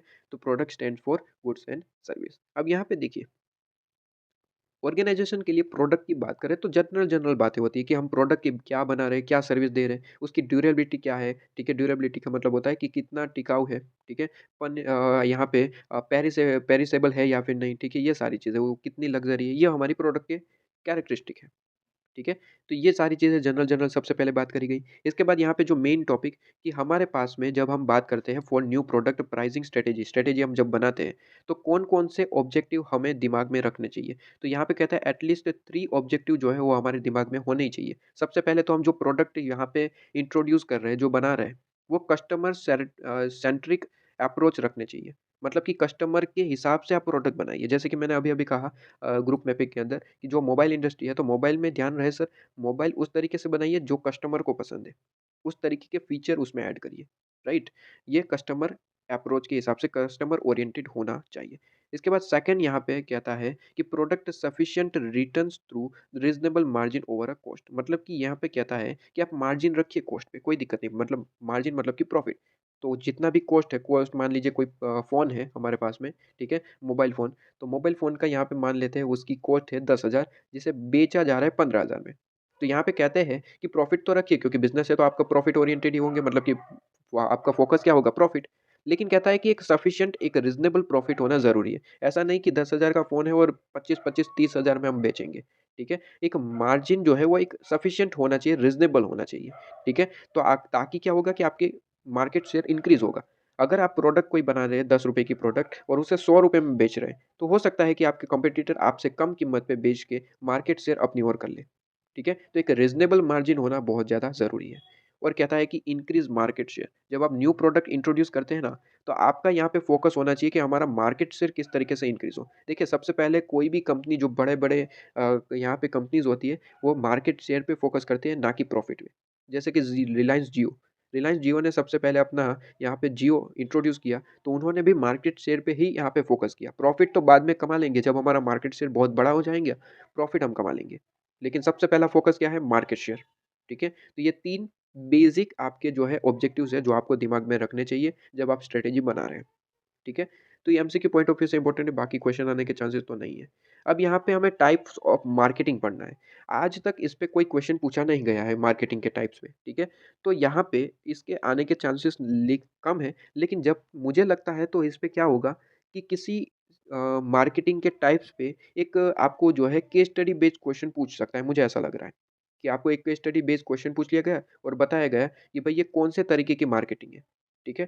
तो यहाँ पे इस तरीके का पूछा जा सकता है, तो इसे अच्छे से कॉन्सेप्चुअली समझेंगे। यहाँ पे रटने की कोई ज़रूरत नहीं, कॉन्सेप्चुअली समझ लीजिए, मोर देन सफिशिएंट। फिर हम अगर क्वेश्चन आ भी गया डायरेक्ट क्वेश्चन कि बताइए सोशल मार्केटिंग का मतलब क्या होता है, ये मार्केटिंग का मतलब क्या होता है, तो हम अपनी लैंग्वेज में लिख सकते हैं, कोई दिक्कत नहीं। ठीक है? चलिए, सोशल मार्केटिंग। सोशल मार्केटिंग का मतलब होता है यहाँ पे ऐसी मार्केटिंग जिसमें आपका यहाँ पे सोशल लायबिलिटी या फिर सोशल आइडिया को प्रिस्क्राइब कर रहे हैं। सोशल मार्केटिंग का मतलब होता है आप सोशल आइडिया को प्रिस्क्राइब कर रहे हैं। फॉर एग्जांपल, हमें पब्लिक में स्मोकिंग नहीं करनी चाहिए, इससे रिलेटेड काफ़ी सारे कैंपेन लगाए जाते हैं, जैसे कि तारक मेहता का उल्टा चश्मा मैं एक बार देख रहा था। बेसिकली मैं डेली बेसिस पे नहीं देखता हूँ, ठीक है, कई कभार चलते हैं घर में तो मैं कभी कभार देख लेता हूँ। तो बहुत टाइम पहले की बात है, बहुत सालों पहले, ठीक है? उसका कुछ एपिसोड चल रहा था जहाँ पे वो कैंपेन चला रहे थे कि हमें जो है तम्बाकू, गुटखा नहीं खाना चाहिए वगैरह-वगैरह, कुछ ऐसा एपिसोड बनाया था उन लोगों ने। तो ये क्या था सर? ये सोशल मार्केटिंग है। जहाँ पे कोई इनका कोई ख़ास मकसद जो है वो प्रॉफ़िट ओरिएंटेड नहीं होता, सोशल मतलब कि समाज में जागृति हो, ऐसा कोई यहाँ पे मार्केटिंग होता है जिसे हम कहते हैं सोशल मार्केटिंग, ठीक है? वही एग्ज़ाम्पल यहाँ पे भी दे रखा है कि स्मोकिंग से रिलेटेड यहाँ पे प्रोहिबिशन ऑफ स्मोकिंग से रिलेटेड जो हमें यहाँ पे कैंपेन के बारे में एक एग्ज़ाम्पल दिया है। जैसे कि मैंने आपको तारक मेहता का एग्ज़ाम्पल दिया, बेसिकली वही एग्ज़ाम्पल है। तो जहाँ पे हम सोशल आइडिया वर्ड यूज़ हो जाता है, ठीक है? तो उसे हम कहते हैं ये सोशल मार्केटिंग है। ठीक है? दूसरी marketing, augmented marketing. Augmented marketing का मतलब क्या होता है? ऑगमेंटेड का मतलब ध्यान रहे सर एडिशनल। ऑगमेंटेड मार्केटिंग का मतलब होता है एडिशनल मार्केटिंग। मतलब कि कई कभार होता है ऐसा कि सेम से प्रोडक्ट यहाँ पे 2-3 कंपनी बेच रही है, लेकिन उसके साथ यहाँ पे कुछ एक्स्ट्रा भी दे रही है। फॉर एग्ज़ाम्पल एग्ज़ाम्पल लेता हूँ। एग्ज़ाम्पल मैं ले रहा हूँ यहाँ पे, मान लीजिए कि 2 कंपनी फ़ोन बेच रही है, मोबाइल फ़ोन, ठीक है? 2 कंपनी है, कंपनी ए और कंपनी बी अपने-अपने प्रोडक्ट क्या बेच रहे हैं? प्रोडक्ट क्या है? Mobile phone. लेकिन कंपनी ये कहती है कि अगर हमारा मोबाइल फ़ोन परचेज़ करोगे तो साथ में 4 साल की वारंटी देंगे, ठीक है? और 1 साल की गारंटी। जब परचेज़ किया तो उसके 1 साल तक गारंटी चलेगी और उसके बाद 3 साल तक वारंटी चलेगी। इस तरीके के हम आफ्टर आपका जो यहाँ पे सेल सर्विस भी हम प्रोवाइड कर रहे हैं, ठीक है? तो ये एडिशनल जो कस्टमर को मिल रहा है, जो कंपनी बी प्रोवाइड नहीं कर रही है, लेकिन कंपनी ए प्रोवाइड कर रही है। कंपनी ये कहती है कि हमारा प्रोडक्ट परचेज़ करोगे तो हम गारंटी और वारंटी भी देंगे सर्विस, ठीक है? तो ये क्या है सर? Augmented marketing. मतलब कि आप जो नॉर्मल प्रोडक्ट बिक रहा है मार्केट में, वो तो आप दे ही रहे हैं। वो मोबाइल फ़ोन तो बेच ही रहे हैं, वो तो मोबाइल कंपनी बी भी बेच रही है। लेकिन इसके अलावा आप इससे रिलेटेड एडिशनल सर्विस भी दे रहे हैं, ठीक है? तो ये एडिशनल सर्विस देना मतलब कि ऑगमेंटेड मार्केटिंग, ठीक है? जैसे कि यहाँ पे कहता है कि it can be in the form of introducing high tech. High tech का मतलब होता है आप इलेक्ट्रॉनिक वे, ठीक है? ई-वे, ठीक है? जैसे कि ये वारंटी कार्ड आपको दिया जाता है, ठीक है? तो ये इलेक्ट्रॉनिक वे आपको प्रोवाइड की जाती है सर्विस वगैरह, ठीक है? तो ये सारी चीज़ें। तो याद रहे ऑगमेंटेड मतलब कि एडिशनल, ठीक है? Additional marketing, okay. इसके बाद डायरेक्ट मार्केटिंग। डायरेक्ट मार्केटिंग का मतलब होता है कि डायरेक्ट हमारे जो सेलर है वो घर-घर जाके मार्केटिंग कर रहे हैं। आपको भी पता होगा, आपके घर भी आए होंगे काफ़ी सारे सेलर्स जो डायरेक्ट आपके घर पे आते हैं और अपने प्रोडक्ट के बारे में डायरेक्ट इन्फॉर्मेशन देते हैं। तो वो डायरेक्ट मार्केटिंग है। इसमें क्या ज़्यादा कुछ समझाने लायक नहीं है। वो उनके खुद के पर्सन जो है वो स्टाफ जो है वो भेजते हैं घर-घर जाके, उसका डेमो वगैरह देते हैं वगैरह चीज़ें। ठीक है? अच्छा, यहाँ पे ध्यान रहे सर, ये इलेक्ट्रॉनिक वे भी हो सकता है, मतलब कि टीवी पे स्पेसिफिक चैनल बना दी जाए, जहाँ पे वो अपने कंपनी का प्रोडक्ट बेचे, तो वो भी डायरेक्ट मार्केटिंग है। मतलब कि डायरेक्ट कस्टमर तक पहुँचना चाहते हैं, बीच में कोई मीडिएटर नहीं रखना चाहते, वो है डायरेक्ट मार्केटिंग, ठीक है? अब मैं एक एग्ज़ाम्पल दूँ तो होम्स ऑफ 18 करके यहाँ पे चैनल आता था टीवी में, अभी फ़िलहाल चल रहा है या नहीं पता नहीं, लेकिन पहले चला करता था, ठीक है? टीवी पे होम्स ऑफ 18 करके चैनल चलता था, वो क्या करते थे, वो अपना प्रोडक्ट जो है वो डायरेक्ट कस्टमर को बेचते थे। मतलब कि वहाँ पे ये प्रोडक्ट दिखाते हैं टीवी में, उसका डेमो वगैरह दिखाते हैं और फिर कहते हैं कि आपकी स्क्रीन पे हमारा नंबर है, जल्दी से ऑर्डर कीजिए, हम आपको ऑर्डर पहुँचा देंगे। ठीक है? नो मीडिएटरी, डायरेक्ट वो अपना यहाँ पे प्रोडक्ट जो है हमारे तक पहुँचा रहे हैं, वो क्या है सर? वो यहाँ पे क्या है सर? Direct marketing. ठीक है? इसके बाद रिलेशनशिप मार्केटिंग। रिलेशनशिप मार्केटिंग में ऐसा यहाँ पे बेस्ट एग्ज़ाम्पल दें, हाँ, तारक मेहता के उल्टा चश्मा में अब्दुल। अब्दुल रिलेशनशिप मार्केटिंग का एक पार्ट है। क्या है sir relationship marketing? Relationship marketing का मतलब होता है कि हम अपने कस्टमर के साथ एक्स्ट्रा रिलेशनशिप बना लेते हैं, ठीक है? अब ज़्यादा अपना दिमाग नहीं लगाइएगा, ठीक है? मुझे पता है स्टूडेंट बहुत ज़्यादा एक्स्ट्रा बन चुके हैं। जब मैं बताता हूँ कि भई अपना ज़्यादा ही कस्टमर के साथ रिलेशनशिप बना लेते हैं, तो कुछ ना कुछ सोचने लगेंगे, लेकिन ऐसा नहीं है। ध्यान से सुनिएगा कि कस्टमर यहाँ पे रिलेशन मतलब कि हमारे पास में अच्छे संबंध बना लेते हैं, ठीक है? दोस्त हमारे बन जाते हैं, जैसे कि तारक मेहता के उल्टा चश्मा में सारे ही जो सोसाइटी मेंबर हैं, वो अब्दुल के दोस्त बन चुके हैं। अब सोडा पीना हो, तो अब्दुल के पास ही जाएँगे, क्यों? क्योंकि हमारा दोस्त है। अब मान लीजिए कि सोडा शॉप, अब्दुल का जो सोडा शॉप है, उसके नज़दीक ही दूसरा सोडा शॉप ओपन हो गया है। ठीक है? अब्दुल ₹5 में सोडा बेच रहा है, वो भी ₹5 में सोडा बेच रहा है। अब मुझे बताइए कि सोसाइटी के जो मेंबर हैं, क्या-क्या नाम थे वो जेठालाल मेहता साहब दूसरा भिड़े भिड़े, सोढी इस तरीके से नाम थे। तो वो कहाँ पे सोडा पीने जाएँगे? तो यहाँ पे वर्क करता है रिलेशनशिप मार्केटिंग। क्यों? क्योंकि अब्दुल के साथ जो है हमारा रिलेशनशिप अच्छा है, तो हम कहाँ पे सोडा पीने जाएँगे? सोडा तो पीने जाएँगे अब्दुल के पास ही। हालाँकि दोनों का टेस्ट सेम है, लेकिन जाएँगे किसके पास? अब्दुल के पास। क्यों? क्योंकि रिलेशनशिप मार्केटिंग यहाँ पे वर्क करती है। ठीक है? इसके बाद सर्विस मार्केटिंग। सर्विस मार्केटिंग में बेसिकली कुछ नहीं है, हम जो सर्विस वे में जो है मार्केटिंग की जाती है। फॉर एग्ज़ाम्पल यहाँ पे चैनल, आपकी टीवी में जो चैनल चलती है, वो बाय वे ऑफ सर्विस ही चलती है। ठीक है? तो इसे हम कहते हैं सर्विस मार्केटिंग। ठीक है? इसके बाद पर्सन मार्केटिंग। पर्सन मार्केटिंग का मतलब होता है हम यहाँ पे किसी प्रोडक्ट को नहीं, किसी पर्सन को ही हम मार्केटिंग कर रहे हैं। जैसे कि फॉर एग्ज़ाम्पल बेस्ट एग्ज़ाम्पल अभी यहाँ पे मैं दूँ बेस्ट बेस्ट से भी बेस्ट एग्ज़ाम्पल जो अभी हाल ही चल रहा है, यहाँ पे मोदी जी। मोदी जी जो है वो पर्सनल मार्केटिंग का एग्जाम्पल है। जैसे कि अगर हम यहाँ पे देखें, तो यहाँ पे देखा जा रहा है कि सर पूरे देश में यहाँ पे मोदी जी को जो है यहाँ पे बेसिकली फ़ेमस करने की कोशिश, इनकी मार्केटिंग करने की कोशिश कर रही है। ठीक है? यहाँ पे अगर देखें तो कोई काम किया जा रहा है, तो यहाँ पे बताया जा रहा है कि सर ये काम किसके द्वारा हुआ है? सर मोदी जी के द्वारा। ठीक है? तो मोदी जी जो है वो यहाँ पे पर्सनल मार्केटिंग का पार्ट है। इवन यहाँ पे हम देखें तो बहुत पहले जो ये मार्केटिंग करते थे ये पार्टी, ठीक है? वो नमो, ठीक है? नमो के हिसाब से मार्केटिंग होती थी। ये नमो मतलब कि स्पेसिफिकली मोदी जी को ही यहाँ पे इन लोगों ने मार्केटिंग का पार्ट बनाया था। मोदी जी को ही आगे बढ़ाना चाहते थे। ठीक है? तो ये पर्सनल मार्केटिंग है, पर्सन मार्केटिंग, जहाँ पे पर्सन को ही यहाँ पे मार्केटिंग की जाती है। ठीक है? पर्सन को ही यहाँ पे बढ़ाया जाता है आगे। ठीक है? तो मोदी जी का नाम है, जय हो। ठीक है? इसके बाद यहाँ पे आगे बढ़ते हैं sir organization marketing. Organization marketing जहाँ पे हम यहाँ पे कहते हैं कि हमारा ऑर्गेनाइज़ेशन कैसा है, किस तरीके का है, कौन-सी प्रोडक्ट है, मतलब कि हमारे ऑर्गेनाइज़ेशन को आगे बढ़ाने की कोशिश होती है, तो वो हम कहते हैं ऑर्गेनाइज़ेशन मार्केटिंग चल रहा है। इसके बाद प्लेस मार्केटिंग ऑब्वियसली हम यहाँ पे ताजमहल वगैरह जो है, हमारे देखने लायक जो प्लेस होती है, उसकी मार्केटिंग करना मतलब कि प्लेस मार्केटिंग, ठीक है? एनलाइटेड मार्केटिंग का मतलब होता है ऐसी मार्केटिंग जहाँ पे 5 कंपोनेंट इंक्लूडेड है, 5 प्रिंसिपल। सबसे पहला, ऐसी मार्केटिंग जिसमें कस्टमर ओरिएंटेड मार्केटिंग हो रही है, ऐसी मार्केटिंग जिसमें कस्टमर ओरिएंटेड मार्केटिंग हो रही है प्लस इनोवेटिव मार्केटिंग है प्लस वैल्यू मार्केटिंग है प्लस मिशन कुछ यहाँ पे है, ठीक है? और प्लस सोशल यहाँ पे चीज़ें हैं, मतलब कि सोसाइटी का भला भी देखा गया है। ये 5 चीज़ें जब मिक्स हो जाती है, तो उस मार्केटिंग को हम कहते हैं एनलाइटेड मार्केटिंग। एग्ज़ाम्पल दें तो यहाँ पे शायद आई थिंक कल्याण ज्वेलर्स, जहाँ पे अमिताभ बच्चन यहाँ पे एडवर्टाइज़मेंट कर रहे हैं उनका, ठीक है? मुझे एग्ज़ैक्ट याद नहीं है, आई थिंक कल्याण ज्वेलर्स ही है, ठीक है? जहाँ पे अमिताभ बच्चन जो है इनकी एडवर्टाइज़मेंट करते हुए जहाँ पे अमिताभ बच्चन कहते हैं कि सर यहाँ पे सोशल और मिशन है इनका, ठीक है? मार्केटिंग को जागरूक करना, पर्सन को जागरूक करना, कस्टमर को जागरूक करना। यहाँ पे ये एडवर्टाइज़मेंट में बताते हैं कि अगर गोल्ड वगैरह परचेज़ कर रहे हो तो वो माँ को, ठीक है? माँ को देख के ही परचेज़ करिए वगैरह चीज़ें, और इसी के साथ अपने कल्याण ज्वेलर्स की भी एडवर्टाइज़मेंट करते हैं। तो यहाँ पे क्या है सर, सोशल मार्केटिंग भी हो रही है साथ-साथ। वो सिर्फ़ और सिर्फ़ अपनी प्रोडक्ट का यहाँ पे मार्केटिंग नहीं कर रहे।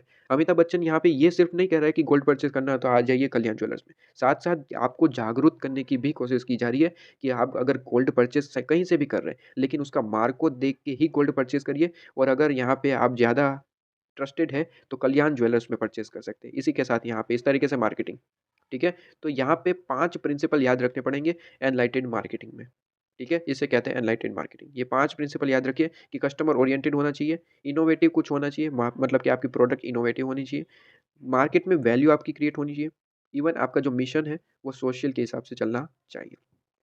डिफरेंशिएट मार्केटिंग का मतलब क्या है? इसका बेस्ट एग्ज़ाम्पल लें तो पार्ले जी। मैंने बहुत टाइम पहले पार्ले जी का एक एक एडवर्टाइज़मेंट देखा था, एडवर्टाइज़मेंट टीवी पे आया था, जहाँ पे वो डिफरेंट-डिफरेंट अपने बिस्किट्स जो पार्ले जी है, बिस्किट्स दिखाते हैं और फिर कुछ इस तरीके से एडवर्टाइज़मेंट में कहते हैं कि क्या ये भी पार्ले जी ही बनाता है? तो उसके सामने से आवाज़ आती है कि हाँ जी, ये भी पार्ले जी ही बनाता है। जैसे कि हेड एंड सिक हो गया, बॉन-बॉन हो गया, तो ये पार्ले जी ही बनाते हैं। तो यहाँ पे इस तरीके की मार्केटिंग की जाती है कि आपको बताया जाता है कि सर ये भी प्रोडक्ट पार्ले जी ही बनाता है। नाम बॉन-बॉन है, नाम हेड एंड सिक है, लेकिन ये इनकी मेन कंपनी कौन है? पार्ले जी, ठीक है? तो लोगों को यहाँ पे बताने की कोशिश की जा रही है कि सर यहाँ पे ये प्रोडक्ट पार्ले जी का ही है, और एक ट्रस्ट बनाने की कोशिश की जाती है। ऐसा कब होता है? जब अपना कंपनी जो पार्ले जी है, जैसे कि एग्ज़ाम्पल, वो अपना ट्रस्ट बना लेता है मार्केट में, तब ऐसी मार्केटिंग की जाती है ताकि हमारा जो प्रोडक्ट है वो और ज़्यादा सेल हो। जैसे कि कुछ लोगों को पता ना हो कि जो ये बॉन-बॉन है, हाइड एंड सीक है, वो पार्ले जी का है। वो पता ना हो, इसकी वजह से वो परचेज़ नहीं करते हैं। ठीक है? अब जैसे ही वो यहाँ पे बताते हैं कि सर ये प्रोडक्ट भी पार्ले जी का ही है, तो काफ़ी सारे कस्टमर जो है वो आते हैं और देखते हैं कि हाँ जी, ये भी पार्ले जी का है और पार्ले जी मतलब कि ट्रस्टेड कंपनी, अच्छी कंपनी है, तो परचेज़ कर लेना चाहिए। ठीक है? तो ऐसे ही यहाँ पे मार्केटिंग की जाती है ताकि हम कस्टमर को अट्रैक्ट कर पाएँ। ठीक है? अच्छा, वैसे बिस्किट नहीं खाने चाहिए, ठीक है ना? हेल्थ के लिए अच्छे नहीं है और खा रहे हैं तो कम खाने चाहिए। ठीक है जी, चलिए। इसके बाद सिंक्रो मार्केटिंग और कॉन्सेंट्रिक मार्केटिंग, ये 2 मार्केटिंग बचा है। सिंक्रो मार्केटिंग का बेस्ट एग्जांपल दे तो ज़ू है या फिर मूवी है, ठीक है? मूवी में यहाँ पे बेस्ट एग्जांपल मूवी रहेगा। हाँ, ये अच्छे से आपको समझ में आएगा। मूवी में अगर हम देखें तो कई बार क्या होता है कि दोपहर की अगर टिकट बुक करवाएँ तो उसकी प्राइस कम होती है और नाइट बुक जो है करवाएँ नाइट की टिकट तो उसकी प्राइस ज़्यादा होती है। ऐसा क्यों सर? सीधी-सी बात है, सब लोगों को पता है कि दोपहर पे मूवी देखने वाले जो लोग हैं, उसकी कंपैरिज़न में नाइट में देखने वाले बहुत ज़्यादा होते हैं। ठीक है? तो यहाँ पे क्या किया जाता है कि डिमांड नाइट में बहुत ज़्यादा आ रही है और दोपहर में कम आ रही है। तो इसको एडजस्ट करने के लिए सिंक्रो मार्केटिंग किया जाता है। सिंक्रो मार्केटिंग में होता क्या है कि हम क्या करते हैं प्राइस वगैरह है या फिर कुछ एक्स्ट्रा फीचर वगैरह जो है प्रोवाइड करना शुरू करते हैं। ताकि हमारी जो एक तरफ जहाँ पे ज़्यादा डिमांड है वहाँ से शिफ्ट होके दूसरी तरफ आ जाए। जैसे कि मूवी वाले क्या करते हैं दोपहर को प्राइस कम रखते हैं और नाइट को ज़्यादा। ताकि क्या होता है कि कुछ ऐसे लोग होते हैं जो ज़्यादा पैसा पे करना नहीं चाहते तो वो क्या होंगे दोपहर में आके टिकट परचेज़ करेंगे और मूवी देख के चले जाएँगे। ठीक है?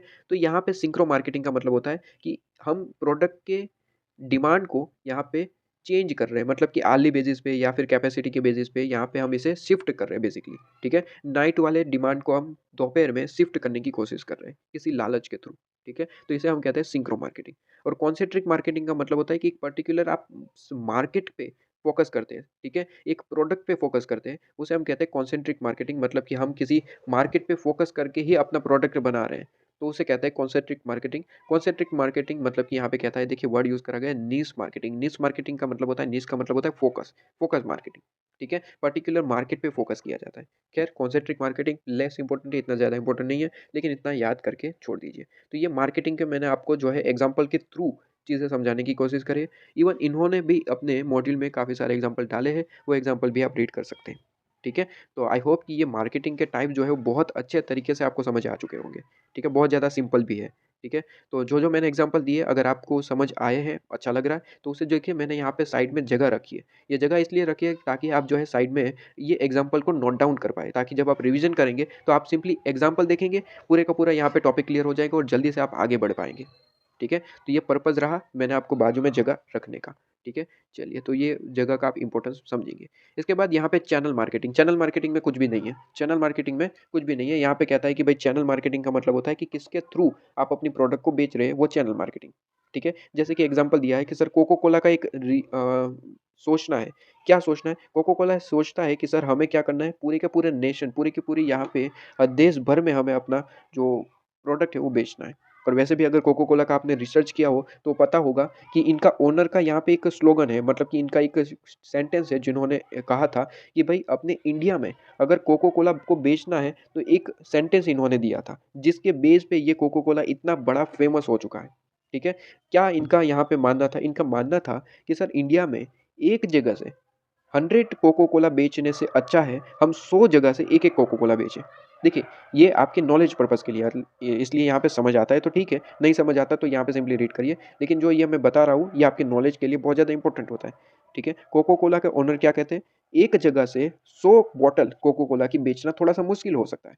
लेकिन 100 जगह से हम एक-एक कोको कोला को तो बेच ही सकते हैं, ये इनका मानना था। मतलब कि ये क्या कहना चाहते हैं इन शॉर्ट, ये कहना चाहते हैं कि पूरे देश भर में हम फैलना चाहते हैं।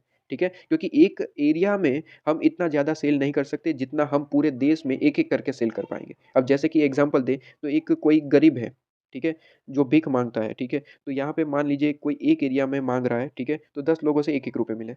उससे अच्छा पूरे जो स्टेट है, वहाँ से जितने भी लोग हैं उनके पास से 1-1 रुपए लिखे लिया जाए तो कितना बड़ा अमाउंट हो जाएगा, ठीक है? वैसे ये इलॉजिकल एग्ज़ाम्पल था, छोड़ दीजिए इसे। कोको कोला का एग्ज़ाम्पल समझ आया? ये सिंपल है, ठीक है? अच्छा, चैनल के यहाँ पे टाइप दिए गए, चैनल के टाइप बेसिकली है नहीं कुछ यहाँ पे, लेकिन दिए गए हैं तो पढ़ लीजिएगा एक बार। 3 चैनल टाइप है, एक होता है सेल चैनल का मतलब होता है कि हमें सेल किस तरीके से करना है, उससे थ्रू चैनल, ठीक है? सेल मतलब कि यहाँ पे हम फॉर एग्ज़ाम्पल हमने अपने सप्लायर रखे हैं, ठीक है? जो सप्लायर हमारा सेल करने में हेल्प करते हैं, तो वो सेल चैनल है कि हमारा चैनल क्या है सर, हमारे सप्लायर, वो सप्लायर जो है वो हमारे यूज़र तक हमारे प्रोडक्ट को पहुँचा देते हैं। ठीक है। दूसरा चैनल है प्रोडक्ट चैनल मतलब कि हमारी जो प्रोडक्ट बन रही है, ठीक है, वो प्रोडक्ट चैनल, ठीक है। और दूसरी सर्विस मतलब कि प्रोडक्ट बेचने के बाद हम जो गारंटी वारंटी वगैरह या फिर कोई एक्स्ट्रा कोई सर्विस दे रहे हैं, वो सर्विस चैनल, ठीक है। तो यहाँ पे कोई समझाने लायक है नहीं और इतना इंपॉर्टेंट पार्ट भी नहीं है ये चैनल, ठीक है। एग्जाम पॉइंट ऑफ व्यू से थोड़ा सा इरेलीवेंट टाइप है, तो एक बार इसे छोड़ देना चाहिए, ठीक है। एक बार रीड करके छोड़ देना चाहिए, ये आपके पास में हो जाता है। तो यहाँ तक हमने कंप्लीट किया है चैप्टर नंबर 3 में। अब हम नेक्स्ट वीडियो पार्ट में देख लेंगे, काफ़ी सारी चीज़ हमने कंप्लीट कर ली है। इसे अच्छे से रीड करिएगा, कंप्लीट करिएगा।